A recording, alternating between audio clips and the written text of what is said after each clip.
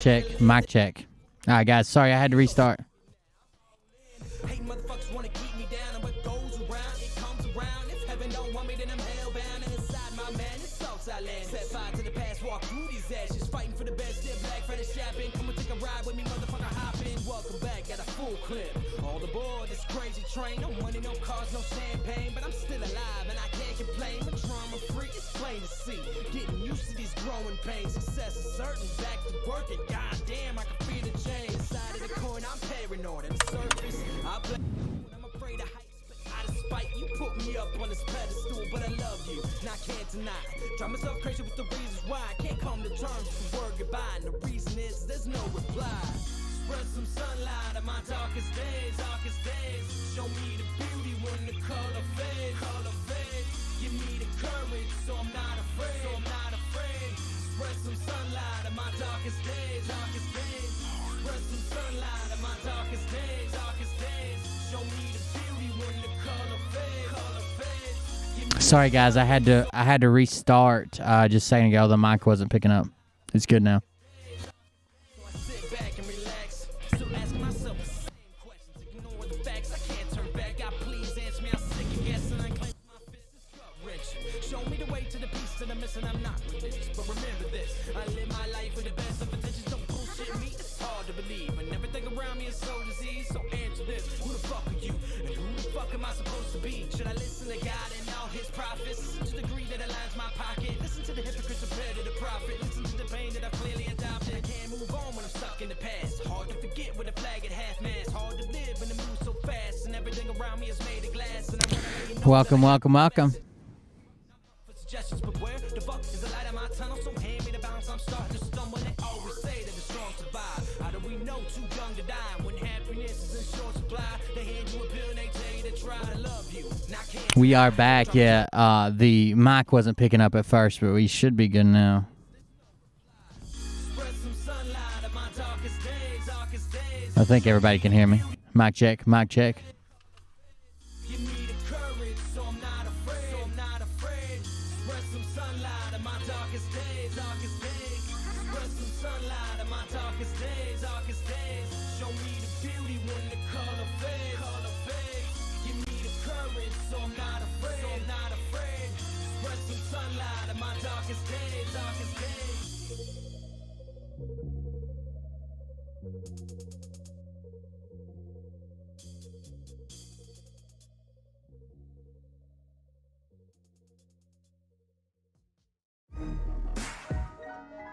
Yeah.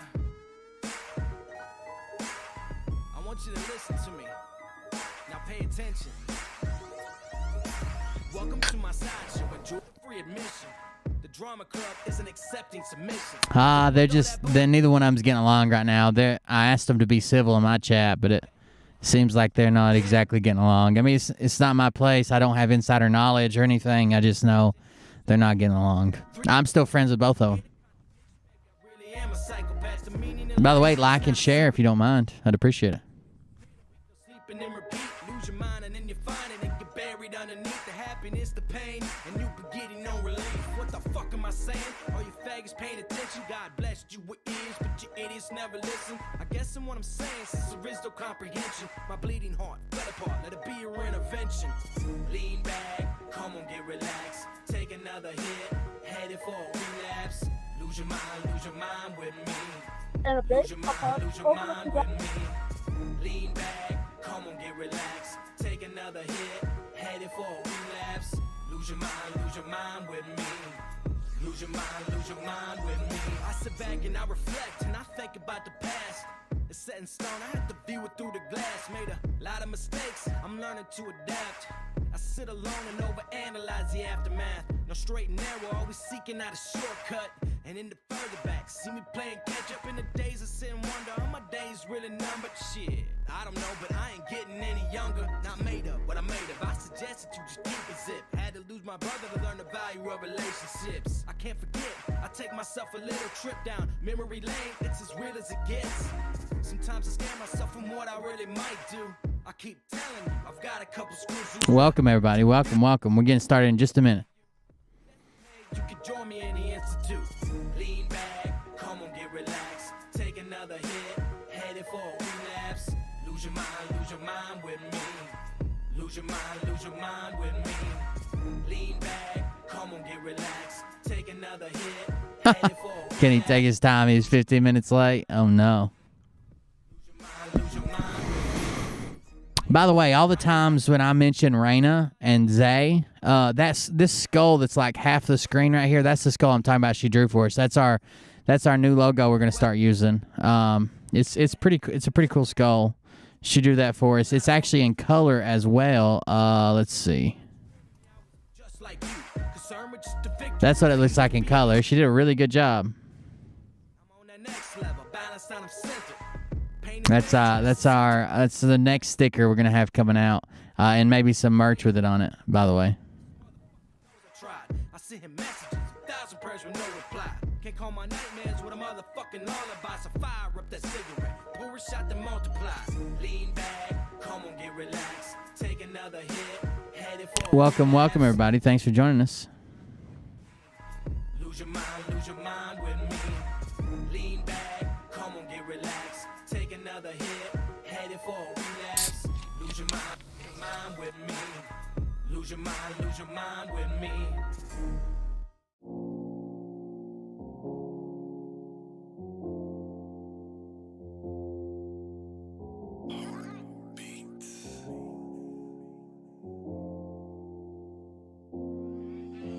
With clenched fists, my hands steady. I'm ready to take this leap of faith, and my palms sweaty. I'm so afraid, in a state of panic. I'm a basket case. I step back. I'm hell bent. In this first attempt, gotta keep the pace. If God forgives, I'm ready to live this life full of unpromised days. So fuck it now, I'm all in. Hating motherfuckers wanna keep me down, and what goes around, it comes around. If heaven don't want me, then I'm hellbound. And inside my man, it's Southside land. Set fire to the past, walk through these ashes, fighting for the best. Still black. Yeah.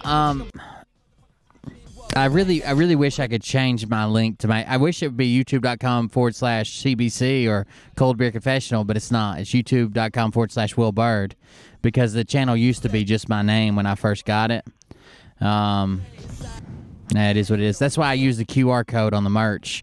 If you get one of our T-shirts, the Skull T-shirt, there's a QR code on the sleeve, and if you scan it with your phone, it takes you to my YouTube channel. Spread some sunlight on my darkest days. Show me the beauty when the color fades. Give me the courage, so I'm not afraid. Spread some sunlight on my darkest days. Spread some sunlight on my darkest days. Show me the beauty when the color fades. Give me the courage, so I'm not afraid. Spread some sunlight on my darkest days. So I sit back and relax, still asking myself the same questions. Ignore the facts, I can't turn back. God, please answer me. I'm sick again. There it goes, guys. The timer's down to 0. Give me just a second. We'll start. I need to see if this message was responded to, and then we're good to go. Hard to believe, and everything around me is so diseased. So answer this: who the fuck are you? And who the fuck am I supposed to be? Should I listen to God and all His prophets? Listen to the greed that aligns my pocket. Listen to the hypocrites compared to the prophet. Listen to the pain that I clearly adopted. I can't move on when I'm stuck in the past. Hard to forget with a flag. All right, guys. Here we go. Get ready. Around me is We are doing our new music video as an intro. Here we go.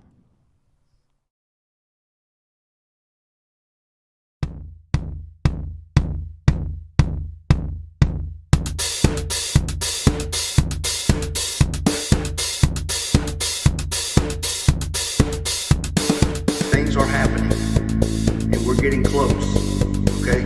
Things are happening, and we're getting close. Things are happening, and we're getting close, okay? Things are happening, getting close.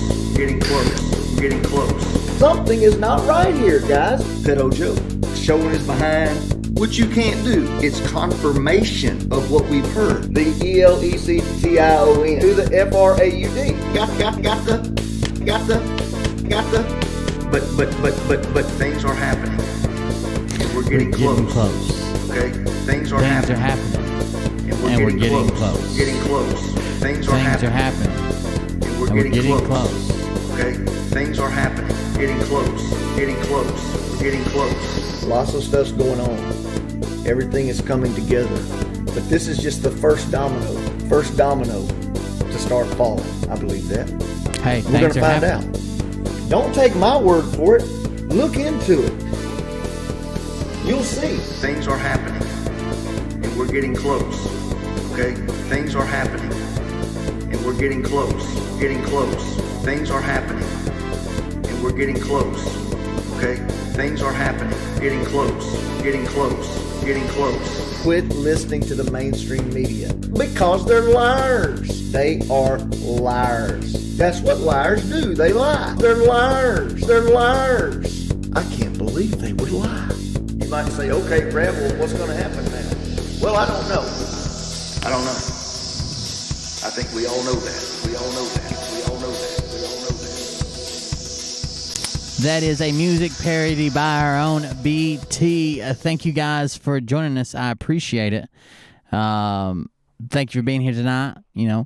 Thanks for coming out. We're at season 2 in the Shaggin' Wagon. Hashtag season 2 wild as fuck. Anytime you post a video anywhere, we're just doing this for fun, but you can put hashtag season, I'm typing it out in the chat right now, season the number 2, then wild AF, hashtag season 2 wild as fuck. May use that hashtag, and I'm going to see if we can grow it into something where you can actually look up my videos by it. Thank you for joining us. I'm Will Bird. This is the Cold Beer Confessional. I need to change my lighting here. Hold on just a second. Boom. There we go. The old white light. Now we got her. Now we got her figured out. Again, thanks for joining us, Will Bird, Cold Beer Confessional. We got a show for you tonight. We're going to go over some different things. Jeff and the witch Jessie have both responded to Bishop Larry Gators. We're going to talk about that. We're going to talk about something I really don't want to talk about with Phil because it's super personal, but he made it public. And on one hand, I feel bad in general for a father not able to see his kids. On the other hand, I could see where the court's coming from. Okay, I can understand it. And then the first story we're going to start off with is our girl Kirsten is doing some live streams out and about, moving around throughout the communities, and she's got a new sponsor. So let's check that out first of all. And I want to start by saying, if you need a small personal, I know there's times where people have to go do payday loans. I've had to do it. I've had to do a title loan before. Like I've been bad off and needed money and had to pay this bill. I had to pay that. Went to payday loans, cash advance loans, title loans. If there is any way at all, even if you have to swallow your pride a little bit, and go and ask somebody for some help, to help you out, to a personal, someone personally to front a loan for you, please stay away from those types of businesses. They have like 6,000% interest, never re-up a loan. So like if you don't know, when you get a payday loan, what they do is after you make like the first 4 or 5 payments, they say, oh, we can renew that for $52. Then the next payment, we can renew that for $85. Man, the compounded interest on those things, you end up paying a few thousand times back what you borrowed. So be super careful with that. All the fees and stuff on top of it. That's Kirsten's new sponsor. It's apparently something called Get Premium Access to Personal Loans Today at Get Zippy Loans. GetZippyLoans.com. I don't know about that. I would probably avoid that. But while you're here, make sure you hit the like button and the share button. We're trying to grow the community. The Cold Beer Cult, the Meat Hammer Militia.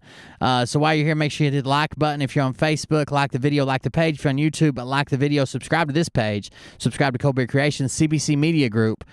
You can go subscribe to Game Train if you want. That's my son's channel. They're on here every once in a while. When we get set up more permanent, they'll be on here like they were before, basically nightly through the week. Again, thank you for joining us. If you want to go above and beyond to that, I'm going to drop some links in the chat. One is cultclub.com cultclub.com spelled with K's, KULTKLUB, cultclub.com. That redirects to Stream Elements where you can leave a donation or a tip and a message. It plays an animation on the screen. And the other one is buymeacoffee.com /coldbeer. I talked to the merch man today, our merch guy, Ryan, and he forwarded me an email from Comcast. He should have phone and internet back online by the end of the week. They've been working to catch up and get everything put out. So it says Friday is their estimate for having everything back online, including phone and internet. to where you can print off the shipping labels that I already paid for and take care of all that. So hopefully more merch should be shipping out this week. I know I'm way behind. That's why I haven't even been saying anything about merch. But if you want some, that's where it's at. But just realize we are behind. Supply issues, hurricane hit the shop. We've got issues with merch right now. But thank you for those who already bought it and are hanging out, waiting patiently. I only had one person that wanted a refund, and I'm still offering them. If anybody decides they want a refund, if you waited too long, whatever, just hit me up. You can do it privately, and we'll get you a refund. But, yeah, those are ways to support the stream. CultClub.com, we spell with K's, KULTKLUB.com, and buymeacoffee.com/cold beer. We have the GoFundMe too. I just haven't been advertising it. I keep taking a lot of heat for it. I got fucking tired of it, so I haven't been throwing that out there. But thank you for joining us tonight. Let's hop into a portion of the show. By the way, the music by BT, music by Jay Reese. We always use @_Groiper on Gab for some of our memes and stuff, and Raina, wife of Zay, who you'll see in the chat pretty often, for some artwork of ours. But let's hop into this first video. This is going to be a Chahurston video. Chahurston, the as Doug would call her, the $20 hoe, who is also a Chinese spy. This is her live stream from today. It's only 5 minutes long. Let's see what she's got to say. How about it? Desktop audio on. Here we go, boys. In a baseball park overlooking downtown. I forgot Austin. Yes. The libtard capital of Texas. Basically, we have, of course, the home of Antifa, and also. What the hell is this on? What is on the camera already? And Austin is the home of Antifa? There's already the libtard capital of Texas. There's already so many things wrong here. She is wearing a acid-washed blue jean romper. That is what she's wearing. Acid-washed blue jean romper with some lacy style ribbon-laced hooker boots. This is what it looks like. And the same hat that Michael Jackson wore in his famous white button-down shirt. So, the Sunrise Movement, one of the top members of the Sunrise Movement, lives here. And that Sunrise Movement is and also the Yes. the libtard capital of Texas. Basically, we have, of course, the home of Antifa, and also the Sunrise Movement, one of the top members of the Sunrise Movement, lives here. And that Sunrise Movement is the baby sister to. I want to show you one thing. So I don't know what this is on the camera here. It's like a little ledge, a piece of plastic or something. But if you look at this is a different camera angle, obviously, because it's at this weird angle. And see, Kirsten's shadow is going this way. So that person is probably standing right here. They've got their camera in some kind of god-awful fucking rig here. Look at that shit. They got a shotgun mic. They say they got a filming light. And then they're filming with a cell phone in landscape mode. I don't know what's going on there. Antifa. And they teach children how to get arrested and how to. There's nothing wrong with her stance, okay? Sometimes you don't want to squish the old twig and berries, okay? So you strap your gut up by your fanny pack and you get a little room. You spread the boys out. You know what I'm saying? We're on the same team. That doesn't mean we have to sit on top of each other's lap when we're on the bench, okay? Spread the boys out. And how to, do all the radical stuff they do. So that's the Sunrise Movement, started by Barakash Parkeet. And yes, one of their main members lives here in Austin. It's beautiful here. Don't be. So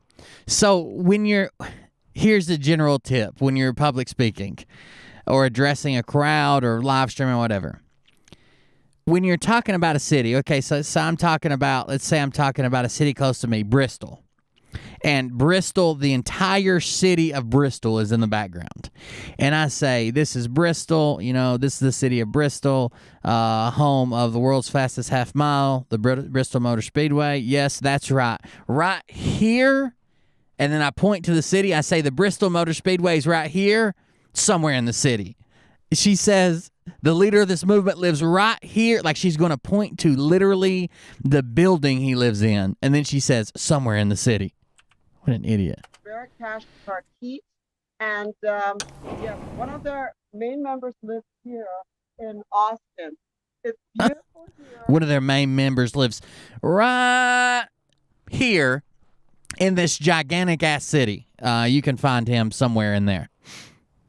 I do know that there are a lot of Californians that moved here, so I don't know how long it's going to stay beautiful, but there's a lot of Antifa and there's a lot of basically homeless, I do believe, right downtown. And we're here at Singaporean. From downtown. We're not downtown, but you can see all the buildings of downtown in the video. And It's a colostomy bag, I believe. Ricky Rebel and Paloma is over there. We're shooting something. There's our girl chat. You guys remember Paloma and all her fucking bullshit? Paloma for Trump? The fake ass, grifting ass piece of shit. Calling other people out because she lies, and then they're like, hey, that's a lie. And then she's like, oh, this lady's a tranny, and she's horrible, and she wants to do harm to Mr. Trump, and I'm out here fighting the good fight at the border. I'm not American, so I didn't vote, but I'm going to claim that I did. Paloma. Right there. And yeah. So sorry about the She sounds like the name Paloma fucking hits me wrong. It reminds me that the families gathered in a hospital room, and the doctor comes in and says, Mr. Bird, I have some bad news. I think we can get after it. We caught it early, but I want to be straightforward with you. I want to let you and your family know that we are dealing with something that a lot of times strikes fear in people's hearts. And then I say, what is it, Doc? Cancer? And he says, no. You've got a stage 5 Paloma. And the whole family goes, oh, God. Oh, somebody starts shaking in the corner. Why? Why? I just bow my head down. A stage 5 Paloma. Who comes back from that? Anybody? problems with the tech. That was my inner dialogue running. But this is a nice view, and yeah, it's all good, right? Yeah, it's all good. All right, so yeah, enjoy the view. It's really attractive, and yeah, it's Austin, where that lip card Matthew McConaughey. Is it inoperable? It depends. Are you a 5-year-old Mexican child? No, you're not? Okay. If you were, we would just shove it to the ground. And it's running for governor, of course. Yeah. Doubt it. Hopefully he doesn't. Okay. Look, I believe we should secure our borders. I am a big, not the official America First movement, but I'm an America First guy. Let's fix everything we possibly can here. Anybody who wants help, needs help, deserves help, gets help, no matter their financial situation, for health care and getting set up to get a job and housing. And if we're going to be spending the money anyways, let's use it right here. And whatever's left over, if we need to help people abroad, help people abroad. I'm all for fucking setting the borders closed, right? You come through legally, and this is how you do it, steps 1 through 10. But I'm also not going to attack a child at the border, okay? Okay. Huh? Outfit. My outfit is by, by the way, this little clip is brought to you by Zippy Loans, and it's in the description. Zippy Loans, okay? And my ADHD and anal fissures cause me to say things weird sometimes. I can't read, and I shat myself. Zippy Loans, they are valid anywhere in the continental U.S., Hawaii, Alaska, Singapore. If you need a loan for $100,000 to $15,000, you get one with Zippy Loans. And this outfit is from Snake Camo. Yeah. And they're... Oh, God, it's her friend's shit. Hold on. Snake... It's her friends. It is. Somebody said she looked like she was doing the safari thing. What's the name of the website? Damn it, she might have it linked. Somebody said she looked like she was leading a safari in Las Vegas. Her friend makes snake camouflage, and it is it's from a weird website. And I can't remember the name. Let's see if I can find it in any of these pictures, because it definitely. There's other companies that make it like a snake style, like a reptilian, either snakes or like a scales like a snake that make camouflage like that, but this company is fucking out there. Like, they make weird rompers and shit for women that's all camouflage and has utility pockets and shit. It's something you would catch Mariah wearing, but no other human with any dignity would. Yeah, I'm not gonna be able to find it unless she mentions the website here. It's $1,000. You can get one easily with 50 loans. And this outfit is from Snake Camo. Yeah. And we're going to do women's line soon. I tell you, it might be camo, but it damn sure didn't hide that fupa. It's boy small, and we're going to have a little strip fabric on the sides, and so the stuff is not so boxy. So yeah, Snake Camo. Look at those fucking dominatrix boots. Yeah. Are they saying anything? Are there people there? They love you. Okay. Oh yeah, of course they love you. Warrior woman outfit. I'm sorry about the, problems this morning. The puritanical, of course, were complaining by the dozen, of course, and I can't help technical difficulties. So really, if you really want to, have a problem, I'm doing the show for free, so you really should not be complaining. You don't Oh. you know how I am, right, about going on. So really, I can't control the tech issues. I'm not home. And as you know, basically, we're going to have a crash coming up. No, get further away. Biden has racked up a lot of Much debt farther. and all- Is there any way you could go, like, let's pretend the camera's a baseball and someone hit a home run, like out here behind the scoreboard somewhere, and still be facing Austin, and leave her where she's at. I think that would really make the shot cinematic. So those illegals, which are shipped everywhere, I do believe there are in Rome, Texas, coming in new illegals. Those are not the Haitians, but the Haitians have dispersed. We can't find them anywhere. They disappeared. If you said, okay, stand up straight, and you drew a straight line down from the tip of Hurston's nose to the tip of her big toe, from the tip of her nose to the tip of her big toe, a straight line straight down, she stood straight up. What part of her body do you think sticks out the furthest, barring her whopping penis? So obviously they put them on planes and buses and wherever, shipped them all over the United States. There was a active shooter in Pensacola, Florida at an air base. So that's some of the news so far. So that might clog up the news cycle a little bit, but they're basically losing. Their deal is not working out because they're going after Trump's 4 top guys. That would be Mark Meadows, Steve Bannon, Dan Scavino, and also Kash Patel. And they're trying to subpoena them right now. And it's probably not going to work since Testicular October. fortitude. It's all going down, and someone's going to be coming back. If he doesn't come back, I quit. Okay, I quit. Okay, so that's all I Wait. to tell. And they're trying to subpoena them right now. And it's probably not going to work since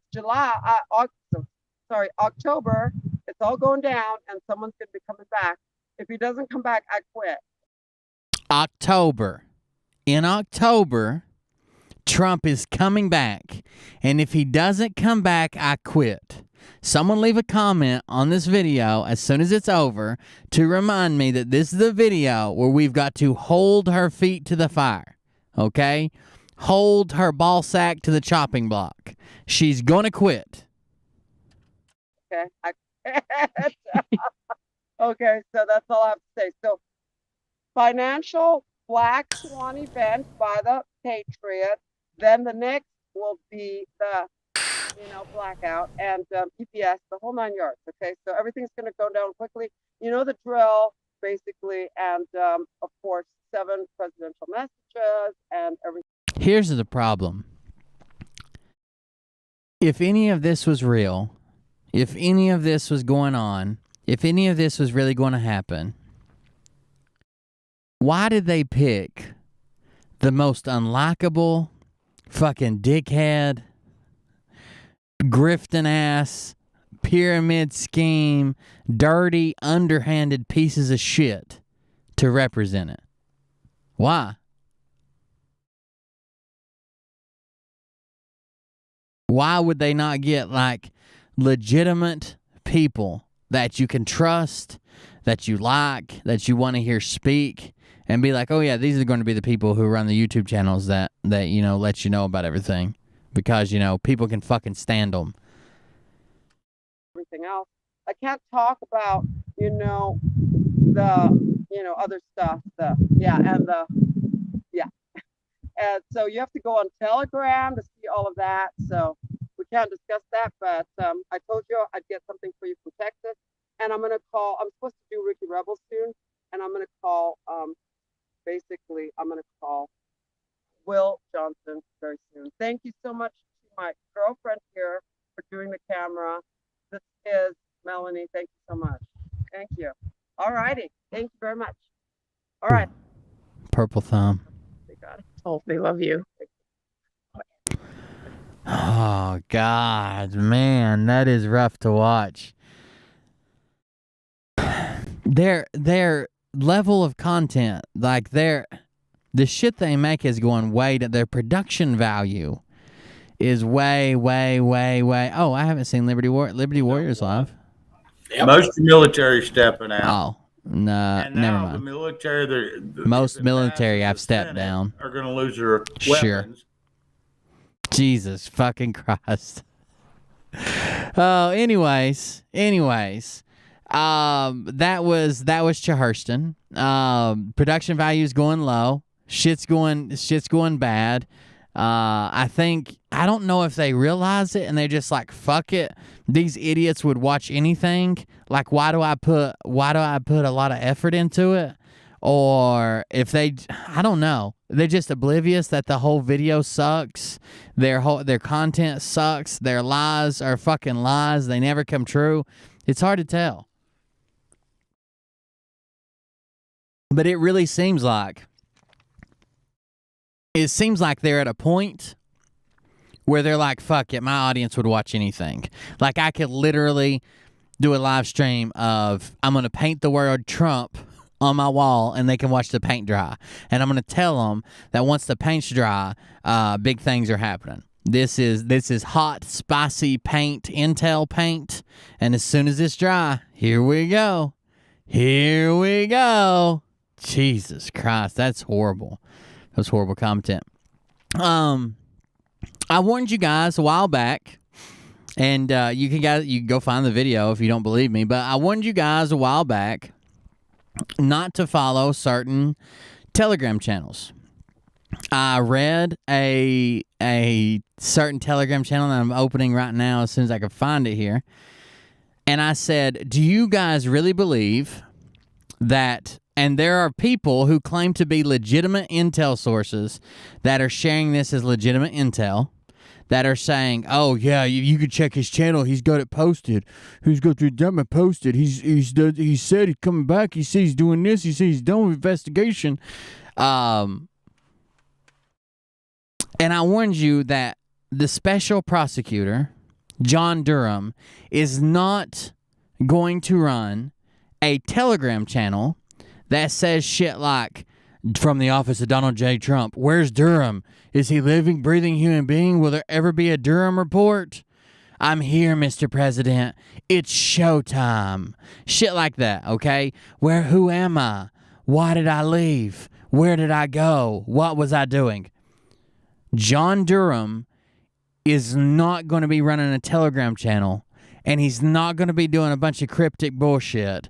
He's not. This is someone out, and I said it at the time. I said, technically, this guy isn't asking for money, but it's fucking coming. It's coming.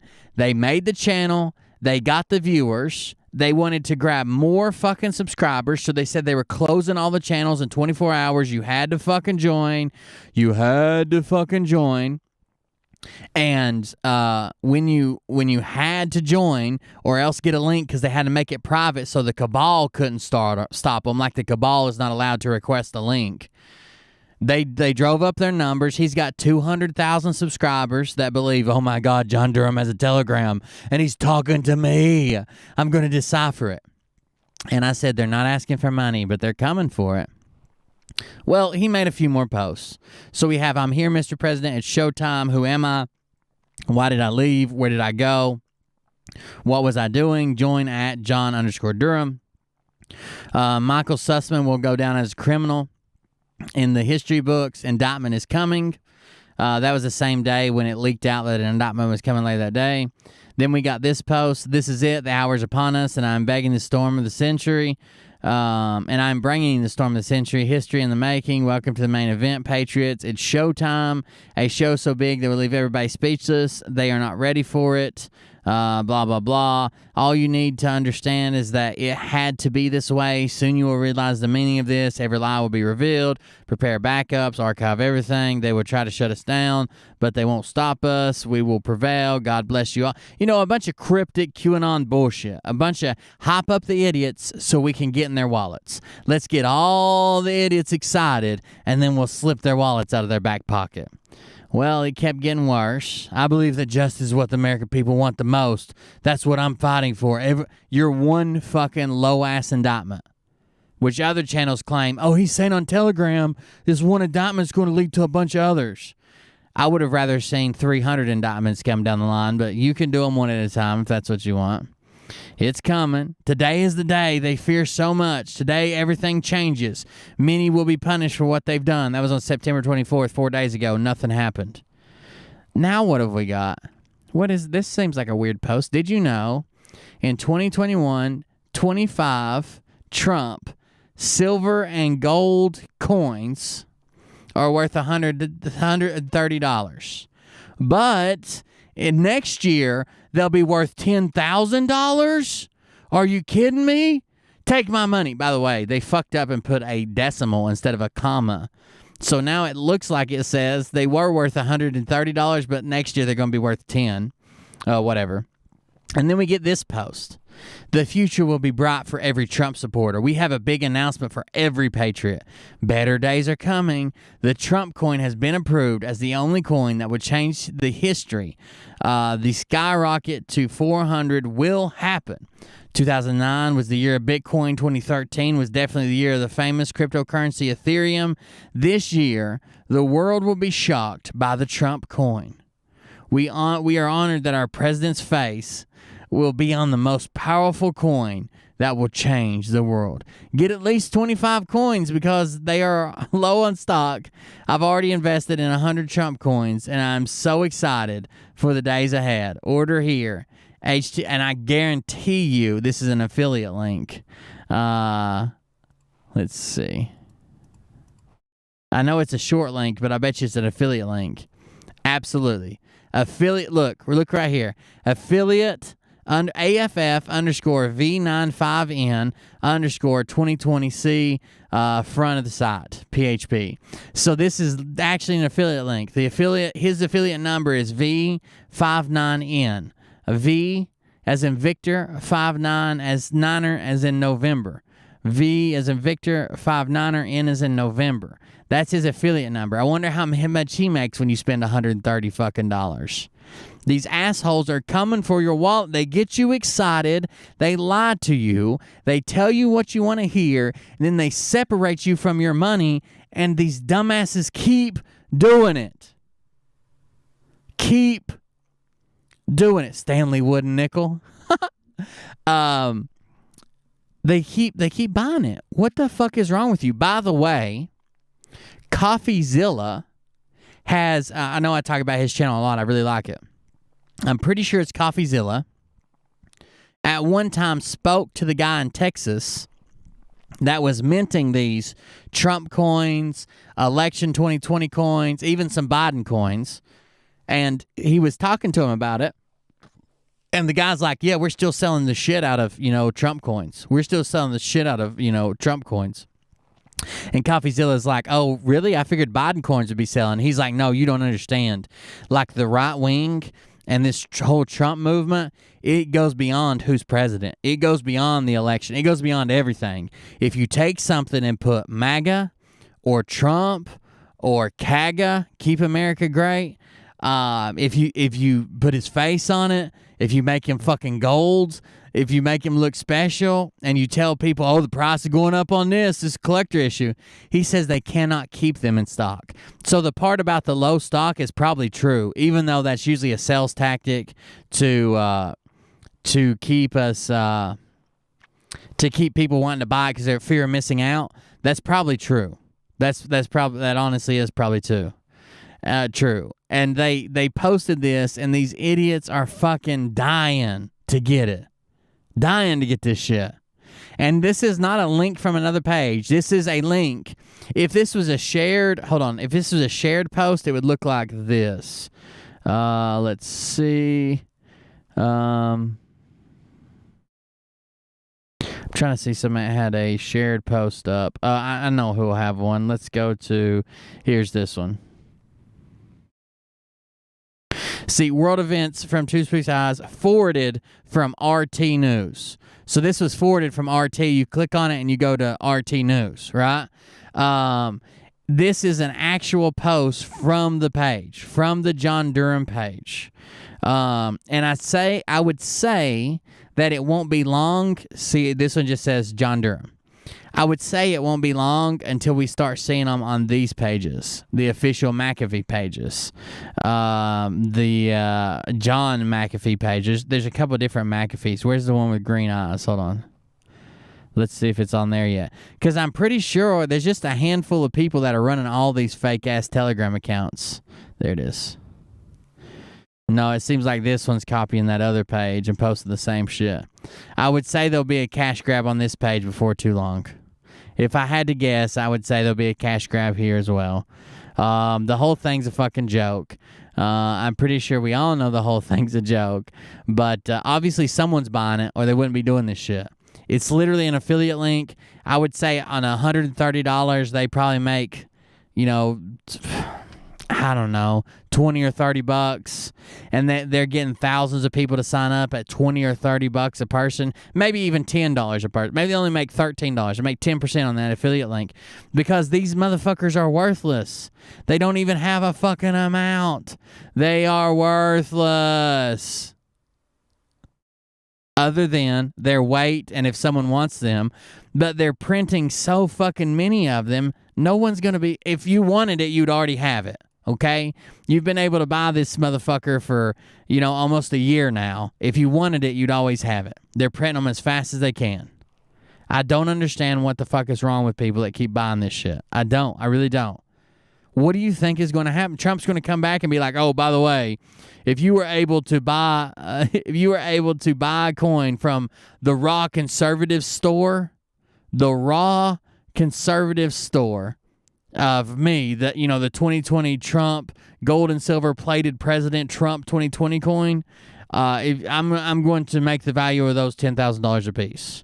Now I know that's not what you paid for it, but I'm gonna make it. I'm gonna make it. This is gonna make it. Oh God, here it is. Oh man, send me my free coin. Oh shit. Oh no, they got a free coin on the hook. Jesus Christ. They get all your information, you get a free coin. Damn it, man. Oh, Trump coin traffic. Oh, God. Here's a red, white, and blue one. Free presidential victory coin. Offer ends tonight at midnight. Of course. Wow. What? I really wish these people would stop buying this shit. I really wish there was... when people that are not like Trump worshipers, they don't think Trump is Jesus Christ or here sitting to us from another planet to save us. When they see that people are buying stupid shit like this, I wonder what they think about us. I've thought about having a coin made, but I don't know if you did it over in like the Australian Army, but like here in the military, or the Australian military, here in the U.S. in the military, we have coins that you get from like commanders and operations and different posts you've been at, different challenge coins. And what you're supposed to do is at a bar, you do a coin check. Someone says coin check. Everybody pulls out, whatever coin they're carrying, a challenge coin. And whoever doesn't have it, the drinks are on them. And if everybody has one in their pocket, whoever called the coin check buys the next round. Military challenge coins. I thought about making one. They see right there, you can get 100 of them for $300. That's $3 a piece. But you can get different designs put on them, different things, whatever you want. Custom challenge coins. There's some really cool ones too. Usually, if you meet a general, sometimes full bird colonels, they'll have their own coins. You got Navy SEALs coins, 9/11 challenge coin, Pride Military. They even make these little stands for them. I got a shit ton of coins. Most of them are circular in shape. Some of them are like this, which is cool. It's not even, like a damn coin. It's a crazy fucking design shape. There's an MP coin. Just different ones. Just a regular Army coin. They're pretty cool. I thought about having some with a meat hammer militia put on it and a big ass fucking meat hammer. It'd probably be the same design I'm going to put on the billboard we're going to buy outside Scott's condo. But these coins are worthless, just like my coin would be. I wouldn't sell it. It would just be a cool thing to have. If you thought the show's cool, you like me or hanging out with me or the chat or whatever. I would never tell you that next year it's going. If you pay $5 for it today, next year it's going to be worth fucking $400. You better get it quick. But that's what they're trying to say. This is just a custom. That's not a bad price. They're $3 a piece, $2.95 a piece for 100 to 150. And I could probably sell them for, I don't know, $7, $8, $10. Give a bunch away in different orders. Like when you purchase, like if you make a purchase in the next month, I'm gonna give away 10 of these collectible coins or whatever. That would be cool. I might look into that some more. All right. The next segment that we're gonna cover. By the way, little update. I misspoke the other day on a couple different things. When I was talking about the next Griftbusters episode, they're talking about having that on the 6th. I'm trying everything I can to be there, and they're planning on me being there. But if I'm not there because, I'm traveling and have internet issues and in the van and all that shit, if for some reason I'm not there, there will still be a show. It just won't be, I won't be in it. But Intel Lady, M, and Justice will be there. But, yeah. I'm going to try my best to be there and do my part. But I said Wednesday, and I meant Wednesday, but it's on the 6th. It's on this, or is it Thursday? Hold on, let me look.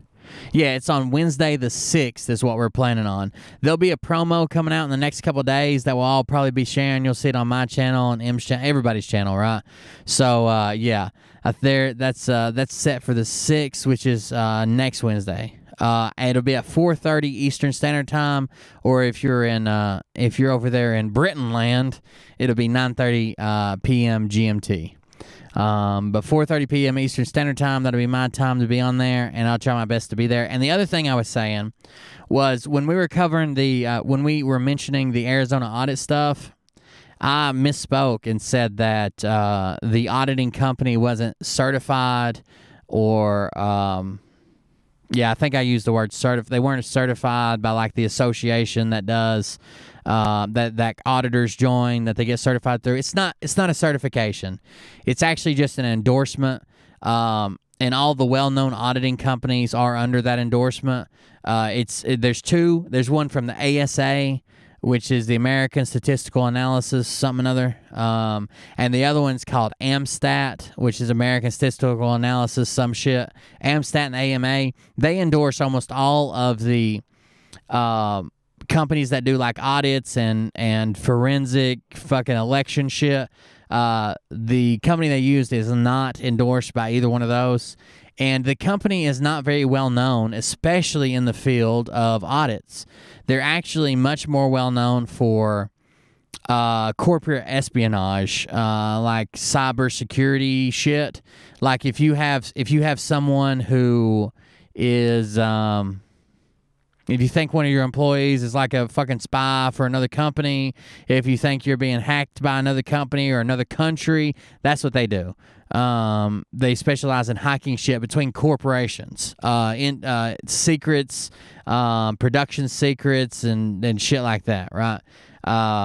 Which might be one reason they're not endorsed. They've never even advertised that they do audits, much less try to get some type of endorsement from Amstat. But whatever. All right, here we go. What we got? Fucking unwatchable. Uh-oh. Something wrong, book girl? Anyways, let's go on to the next story. And I want to oh, you're talking about big thumbs. I got you. I want to preface this next segment. I don't want to talk about this segment. It makes me feel weird. It makes me feel conflicted. I'm not a fan of when stuff actually happens and there's a custody battle and the kids in that custody battle get used as like a bargaining chip or get used as get weaponized, get used against people, whether it be the mother or the father. I'm not a fan of the automatic custody just for the mom. Even sometimes she's unfit to be a parent, but they still just automatically give it to the mom, and you've got to go above and beyond to fucking prove all kinds of crazy shit. I'm not a fan of that, and I'm not a fan of getting into people's personal life. So I'm going to pull this over to the side when I cover it because it does have pictures of children on it, and I don't mess with people's children. I think that's weird. But this is about our boy Phil, okay? Phil Godlewski. Yeah. Okay, we're talking about him and his kids, and this is the post he made. The only reason I'm covering it is because, one, he made it public, and two, although I don't think it's the right decision, I can see how this decision was reached. Okay, I'm not confused by this decision because the final decision is that it may not be safe. It may not be safe for his kids to be around him. And we all know what happened with the 14-year-old and shit, or 15-year-old. I think 14 when they met, 15 for sure when they got busted for what they got busted for. And then, of course, some of the crazier conspiracy theories. I mean, I don't want his kids to end up in Mexico like that one crazy guy with the reptilian blood shit. This is about pedophile. I'm just going to read some posts. We'll talk about it. So there are posts of children. I'm assuming his children. That's what it says in the post. It's a bunch of posts. Like it's birthday pictures. It's pictures with him hanging out. It's ball pictures, winter pictures, school pictures, professional pictures, pictures of naps. It's like a shit ton. It's like a collage of photos. And this is what it says. So he made a post today. I'm not going to be on. Well, let me just read it because I don't want to get it wrong. That's not it. Where's the for saved messages? Hold on just a second. That's not it. Nope. Okay, here it is. I will not be live tonight. Check my Instagram. If you don't like it or want to complain, kindly go fuck yourself into oblivion. So he's playing the angry guy. He's playing the angry guy on Telegram, leading you to his Instagram. On his Instagram, he's playing the pitiful guy. And it says, these are my boys. Colton is my oldest, age 6, and is already in first grade. Preston is his younger brother. He's the blonde, age 4. Before my boys were born, I was so scared to be a father. I had no experience with children. Well, easy now. Had no experience with children. You were clearly more experienced than the majority of the population with children as an adult, a 28-year-old male, and a 15-year-old child. I had no experience with children. I didn't know the first thing about fatherhood. I studied so many books. I read so many articles. I even subscribed to a weekly newsletter about parenting and fatherhood. I was dedicated and determined to be the best damn father these precious kids could even dream of. In 2017, when Colton had just turned 2 and Preston was still an infant, I made the worst mistake of my life. It's the type of mistake that you can never come back from. I cheated on my wife. Although the circumstances surrounding this event, which will remain private, he says. So he's going to go into the circumstances and he's going to dish off on this shit.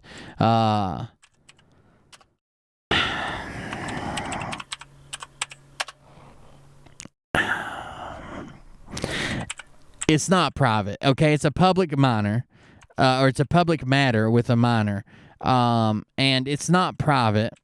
I mean, her identity is basically the only thing that's private about it. So he's saying, so I don't know. He's I guess he's talking about a different event as well, because there must be a different time he cheated on his wife. Because I think the 15-year-old thing was in 2010. Was in 2010 or 9 maybe. Yeah, I think so. I'm not positive, but I think that's what it is. If I had to guess. Let me look. I got the article right here. Hold on. Downloads.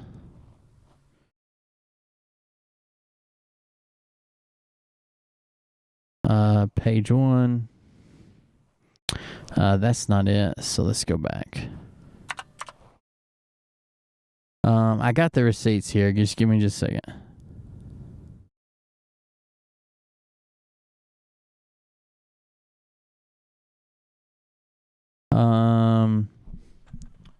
July 13th, 2010. Okay, this is when he pled guilty. So it was in 2010. This is a story from 2017. So maybe he's talking about a different cheating time. And maybe that will remain private. But the bigger one, the one I'm more interested in, the one that bothers me more, is definitely the one with the minor. But whatever. We'll go back into his post. In 2017, when Colton had just turned 2 and Preston was still an infant, I made the worst mistake of my life. It's a type of mistake you never take back from. I cheated on my wife. Although the circumstances surrounding this event, which will remain private, are not what you would immediately think.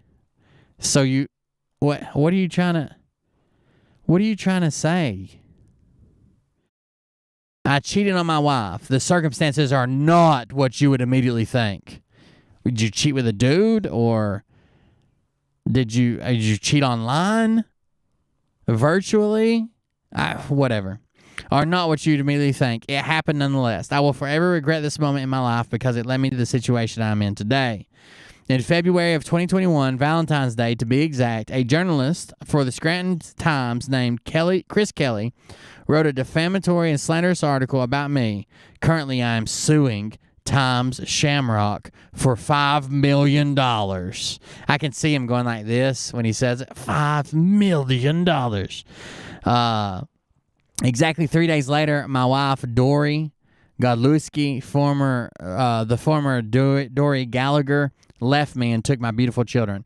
So he tries to tie the 2017 cheating to this article. Okay, he tries to tie the 2017, he says in his post, in 2017, I made a mistake, article, or cheating, to this article. The article never included the 2017 cheating on my wife. It didn't. The article included the bounce checks and the underage 2010 plea deal. The bounce checks and it didn't, unless he's talking about cheating on his wife with this fucking landscaper he was trying to pay off. I don't know what he's talking about. She left me and took my beautiful children 3 days after the article came out. 8 days went by before I was able to even see them in person again. Those 8 days were gut-wrenching. Finally, Dory agreed to let me see my sons, but only at a place she was staying, and certainly not by myself. This went on a few more weeks until ultimately Dory filed for divorce against me on March 7th, 2021. For months following, I begged and pleaded Dory to come home. I still loved her, and I offered to do anything necessary to keep our family together, counseling, therapy, medication, literally whatever she wanted me to do, I was willing. Nothing worked. I have not had more than 2 hours in any given day with my sons in nearly 8 months. See, that kind of sucks, but I kind of understand it too. Back in August, Luzerne County finally gave me my day in court to fight for 50-50 custody of my boys. The hearing lasted 15 minutes. Wow. The hearing lasted 15 minutes. I was not allowed to testify in front of the master, and Dory's attorney informed the courts that she thought I was a, quote, threat to my children. That's the end of the first post, but it continues in a second post. So a couple things here. We'll wait a second. Let me read the other post. The August day in court, the August day in court led the master to conclude, which, without even seeing me or hearing from me, that court supervised visitation was required. I could only see my two sons 2 days per week, 2 hours per day. My heart broke into a billion pieces. I wanted to give up. I almost did give up. Then I gathered myself and I filed for an emergency custody hearing in which testimony from both me and Dory was required. The new hearing date was September 14th, 2021. Testimony from both me and Dory was taken for nearly 3 hours. During this testimony, Dory and her attorney, John Williams, painted a picture of a lunatic, a bad father, a crazy person that was also a white supremacist. Yes, they called me a white supremacist in court. The entire time Attorney Williams cross-examined me, he brought up my political beliefs. He asked if I believed the earth was flat. He asked if I thought Trump was still president. He asked if I took the COVID vaccine. Not once did he ever ask about me parenting, not once in almost 2 hours. Okay, but that's an issue with me right there. Some of these things are indicators that not only would you probably be an unfit parent, that you're not mentally well. Okay? If you think Trump is running a secret shadow government, Joe Biden's a fucking alien clone, and everybody else has been rounded up and executed, and Trump is secretly running it and sending you secret messages and meeting with you secretly online in the deep, dark, spooky, bad web, that probably shows that you're not only an unfit parent, but an unfit human, right? So, yes and no. The COVID thing is still very controversial, and a lot of people are splitting on that issue. But is Trump still president? Is the earth flat? Some of those things I'm going to be like, okay, well, that's a sign that something's going on here, and it's not normal. So we probably need to look into this a little bit deeper. Naturally, I answered his questions with grace, education, and formidability. Formidably. It looks like it's spelled wrong. I know I pronounced it wrong, but it looks like it's spelled wrong. Anyways, at the end of the hearing, my attorney and I walked out of the courtroom feeling like winners. Finally, when the court master rendered her opinion, I would get 50-50 custody and go on with my parenting. So he's saying, "Oh, we did great. I was formidable.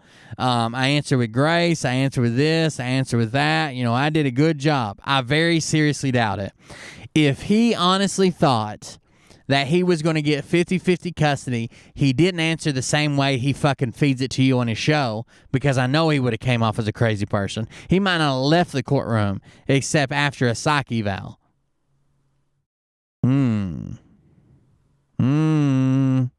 It's he's definitely got some underlying shit. I wouldn't trust him nowhere near my fucking kids, if that tells you anything. And if I was that judge, I think that's probably the best way to look at some shit like that. Like, would I be okay? Would I be okay if I had to leave my kids with this person? Would I feel all right with that? Would I be like, yeah, it's not the ideal person, but I know they're safe. They're probably taken care of.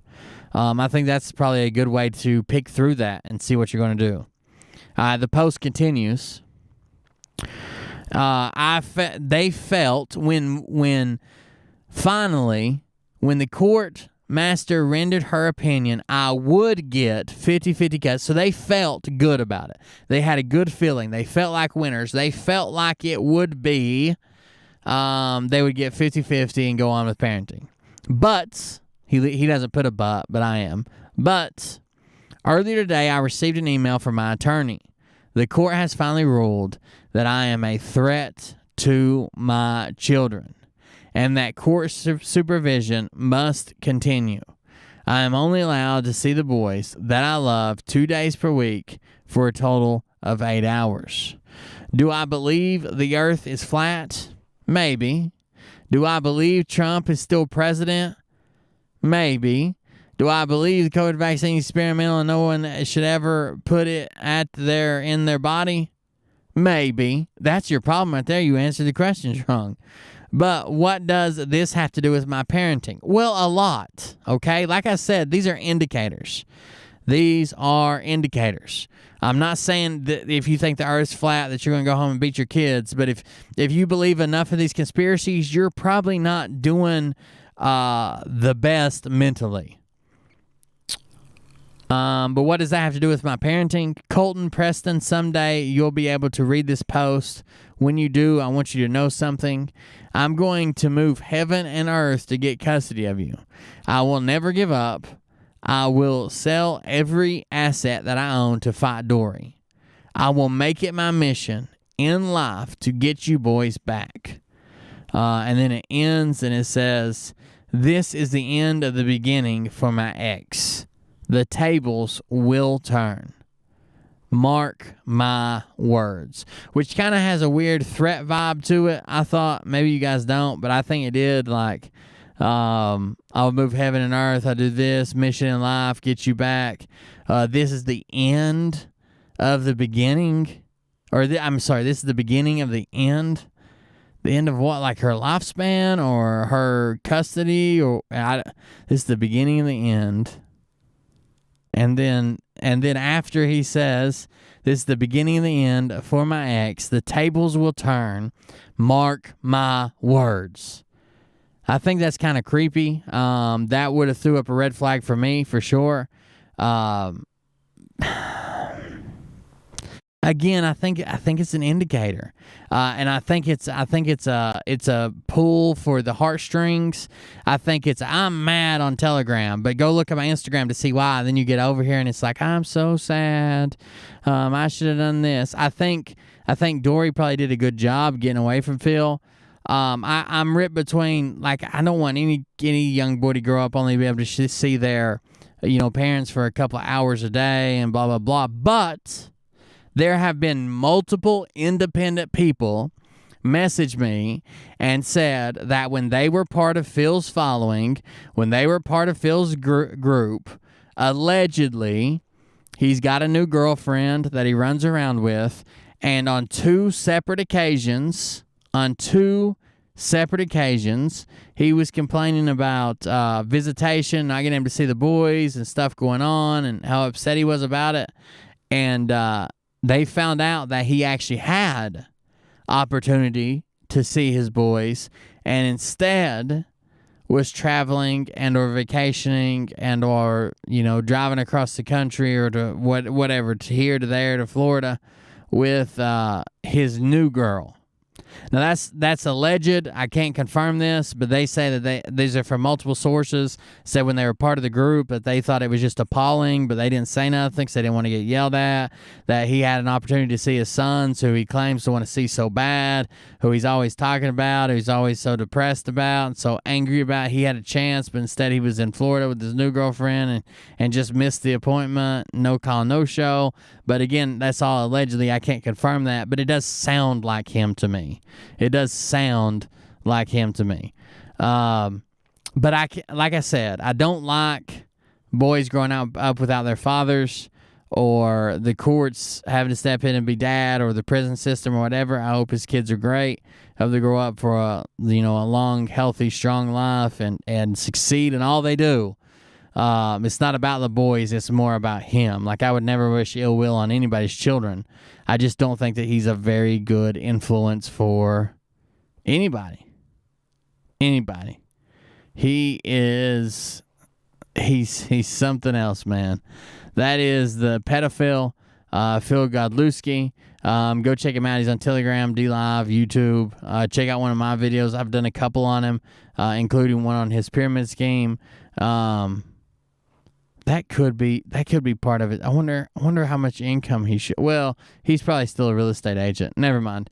But yeah, I can see where the court's coming from. After reading the story of the encounter, about reading what's going on, about reading about his wife, about reading about the court date and what the court had to say, I can feel that. Even though I wish he was fit and seen fit by the court to do a 50-50 thing. I think the boys would have a better life. I can still see why they came this route to begin with. All right, so that's it. I don't want to go any deeper into it. It makes me uncomfortable. I don't like talking about other people's kids or personal stuff, blah, blah, blah. But he kind of made it public when he put it on Instagram. And if I didn't address it, I don't know what I needed to address it. We've covered Phil a couple times. I needed to address it, but I just didn't feel comfortable with it. Anyways, on to the next portion of the show. Thank you for joining us. While we're here, make sure you hit the like and the share buttons. I would appreciate it. If you're on Facebook, like the video and like the page. If you're on YouTube, like the video and subscribe to the page. If you want a way to support the stream, that's not just if you want to donate, you can do that at cultclub.com. That just redirects to an actual secure donation website called Stream Elements. A lot of streamers use it. Or you can go to buymeacoffee.com/coldbeer. I'm going to drop both those links from the bot.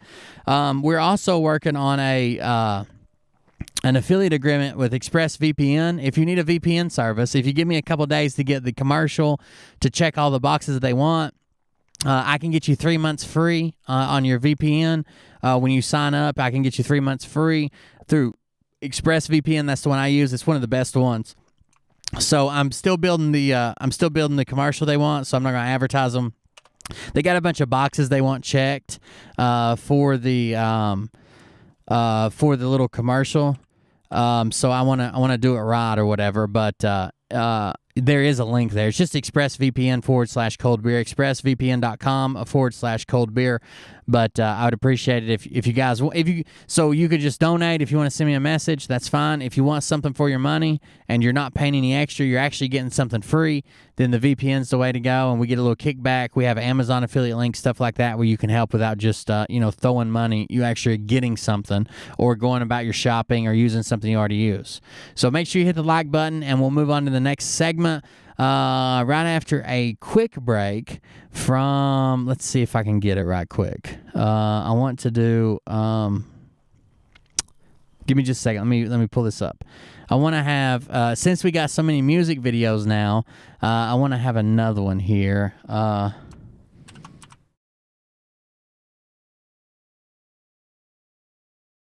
I want to have them ready, and then I'll have a commercial and 3 or 4 music videos I can do to do little breaks or whatever. You know what I mean? I think that'd be cool. Let's see. I know I got it here. Let's see if I can find it. That's not it. Nope. Sorry, everything's out of order where I didn't touch it for a while.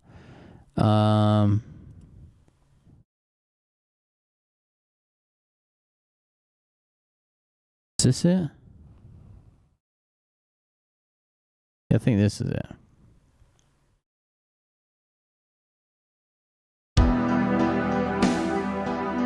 Yeah, here we go.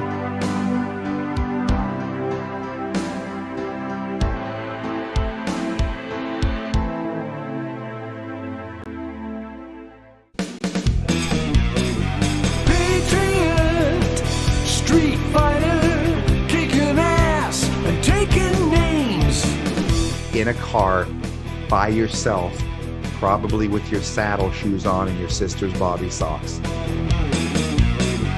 Patriot, meat diver gonna do a little dance with his tomahawk.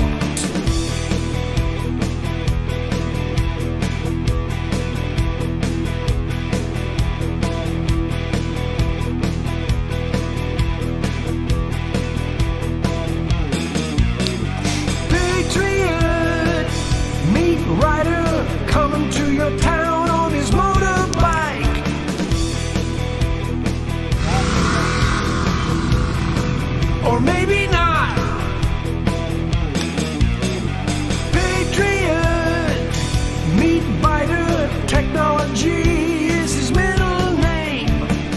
now being conducted here and also across the world.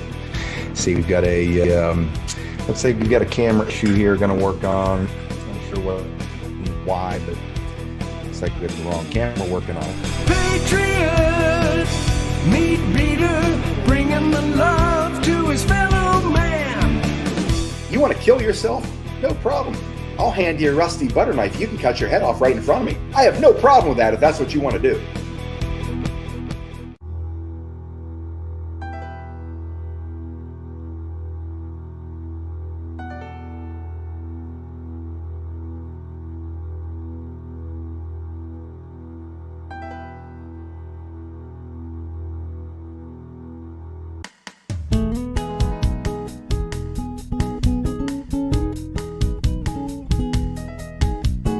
Patriot, weed fighter, give us a call, we can do it all.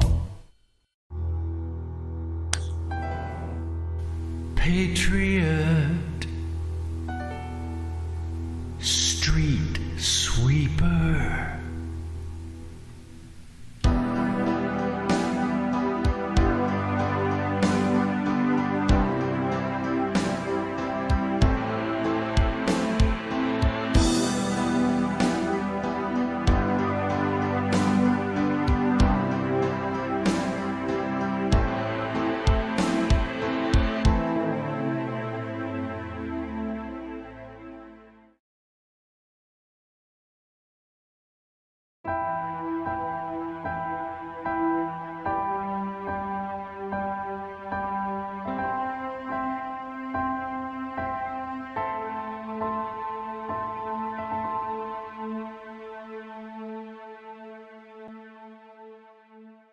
So we can play those for like a little break, you know, while I'm opening stuff up or changing stuff around.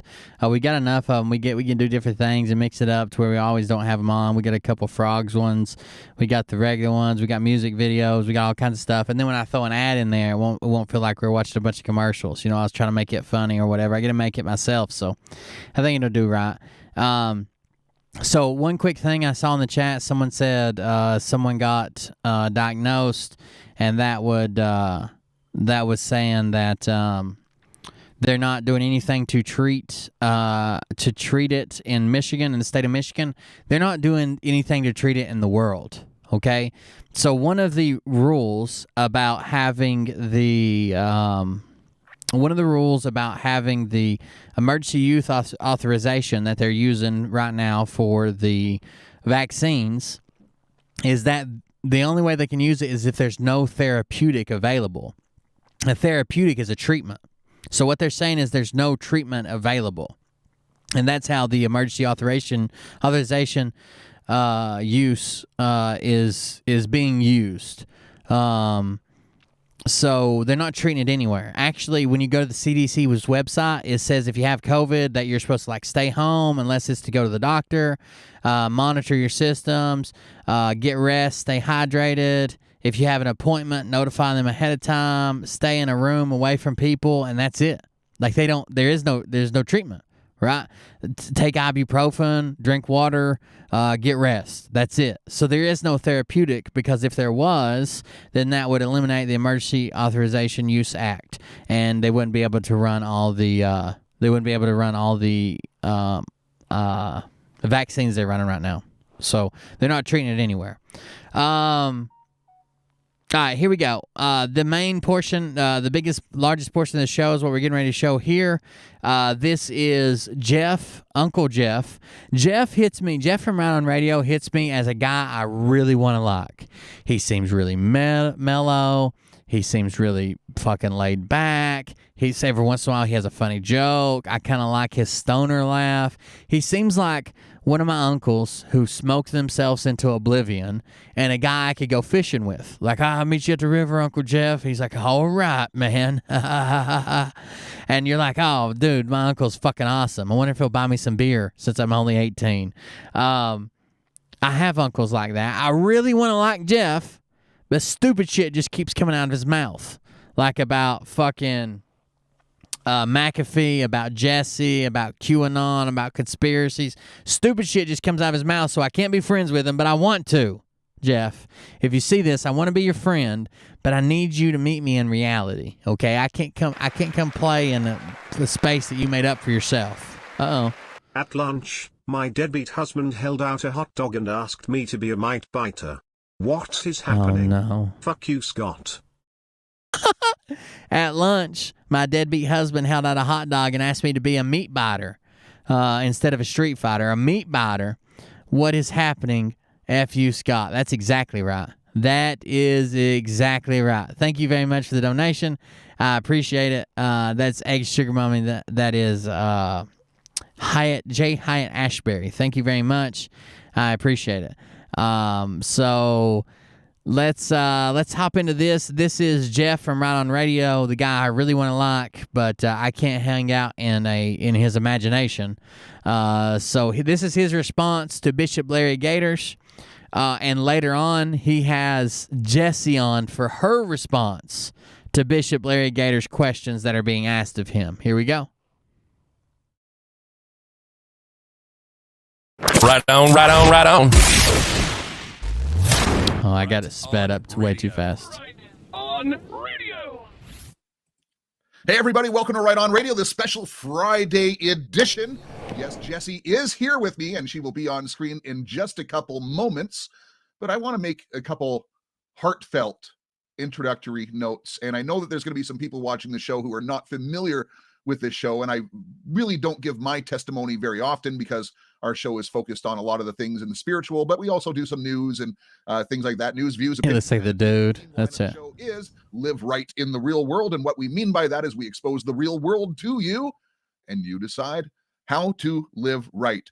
This show is going to answer some questions that Larry has posed out there. I want to make some comments. I'm going to make some comments in the beginning. Jessie is going to come on, and Larry, you had asked some questions. You said that she should answer them, and you know what, Larry?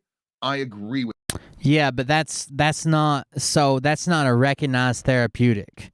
That the way they're treating the monoclonal antibodies is as like an elective. Monoclonal antibodies basically treat everything, right? It's lab-made antibodies that come in and fucking attack anything that's not natural in the human body. They think that they're going to make some breakthroughs with that technology soon to treat all kinds of shit, all kinds of good shit, maybe even cancer and stuff. But that's treated as an auxiliary treatment, not as a therapeutic, because it's not recognized by the WHO and the other places. That's the shit Trump had, right? Trump had the same thing. Joe Rogan had it.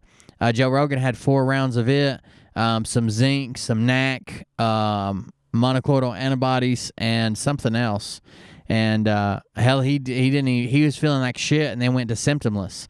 So I agree. I think it's great, and if you can get it for sure. But it's just not recognized as an official therapeutic for it. Because of the emergency authorization use is why I think. I personally think that's the same reason. Now listen, I'm not giving health advice.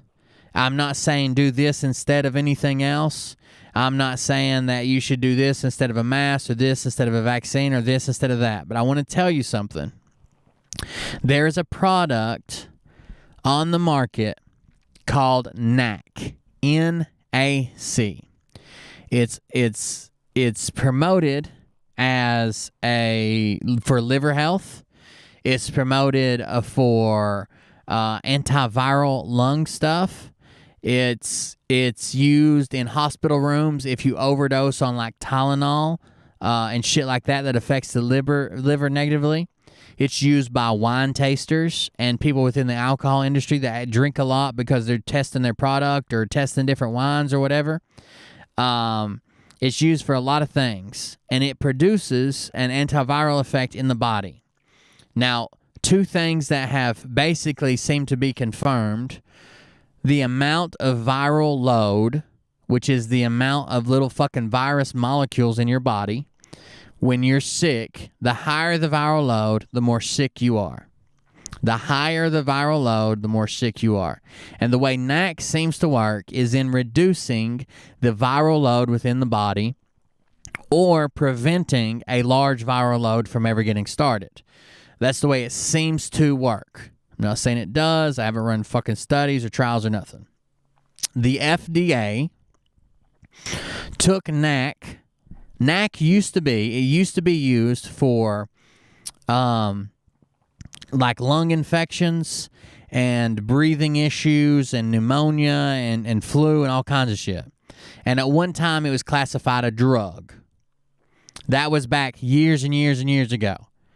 And years and years and years ago, the FDA said it's not a drug, it's a supplement. It's not a drug. It's not dangerous because you can't overdose on it. You just piss out the extra. It seems to work for a few things, but it's a supplement. It's not a drug.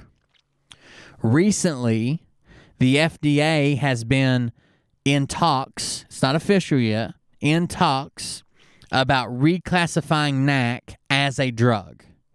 The FDA, in its fucking history, has never, ever, in its history, never taken a drug, taken something that they said is a drug, and then made it a supplement, and then took it back to drug status. Never. Ever, ever, ever. But they went into talks about it, and while they were in talks about it, they warned vendors, if you sell this, you could end up getting in trouble if we classify it as a drug. So vendors panicked. Vendors panicked and pulled it from their shelves. Amazon pulled it, and a bunch of other companies pulled it. There's still a few places online where you can buy it. NAC. It's used in emergency rooms for aspirin overdoses. The day after they started talks about taking it from drug to supplement to drug again, which has never been done, and they warned the vendors to stop selling it, basically. The day after, they started a brand new round of clinical trials with people infected with COVID-19 using NAC to reduce the viral load. This is all documented. If you go watch Steven Crowder, I'm not the biggest Steven Crowder fan. I watch some of his stuff. I think he's funny sometimes. I don't think he's the best comedian, and that's what I watch a lot of stuff is comedy. If you go watch Steven Crowder's show on it, he has all the receipts and all the records. The day after, they told people, we're going to classify it as a drug. If you get caught using it, you're going to get in trouble. And they didn't want it spread on social media. They started a clinical trial with it to see what they could do within the clinical trial. Man. Kiki, a.k.a. Confused Newbie, bought you a six-pack. Support the National Women's March on October 2nd. There you go. I didn't even know there was one. Thank you very much for the donation. I appreciate it. BuyMeACoffee.com/cold beer. So the day after they did that, which is unprecedented because there's no precedents. They've never done it before. And it seems like that might be in order to kind of control the market, control the narrative. I don't know. Steven Crowder has the receipts on it for sure. Scared a lot of marketplaces from selling it. It seems like the means of action that it uses makes sense. It's used to reduce viral loads and promote liver health. And viral loads, lower viral loads seem to mean less severe illness when we're talking about COVID. The whole thing just screams super fucking fishy, right? Super fucking fishy. They took it. It was a drug, then it was a supplement, now it's a drug. And basically in the statement they made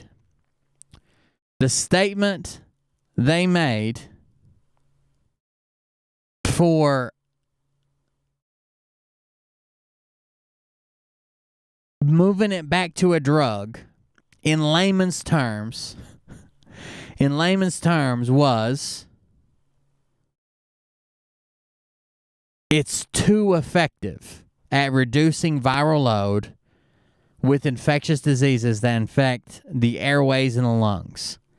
It's too effective, So it can't be a supplement. It's got to be a drug. Now, that's not why they make stuff drugs, not because it's too effective. They make stuff drugs because it's just effective and dangerous, or effective and potential for abuse.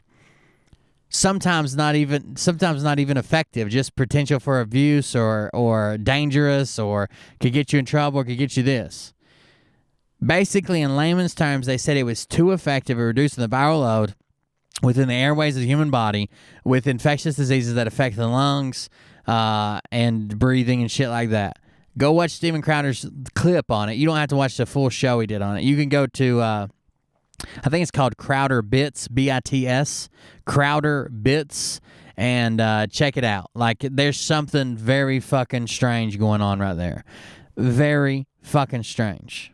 But I don't give medical advice. I'm not telling you to do it. I'm not telling you not to do it. I'm not telling you to fucking do this instead of something. I'm not trying to get in trouble with YouTube. I'm just telling a story about the FDA and a drug they got going on.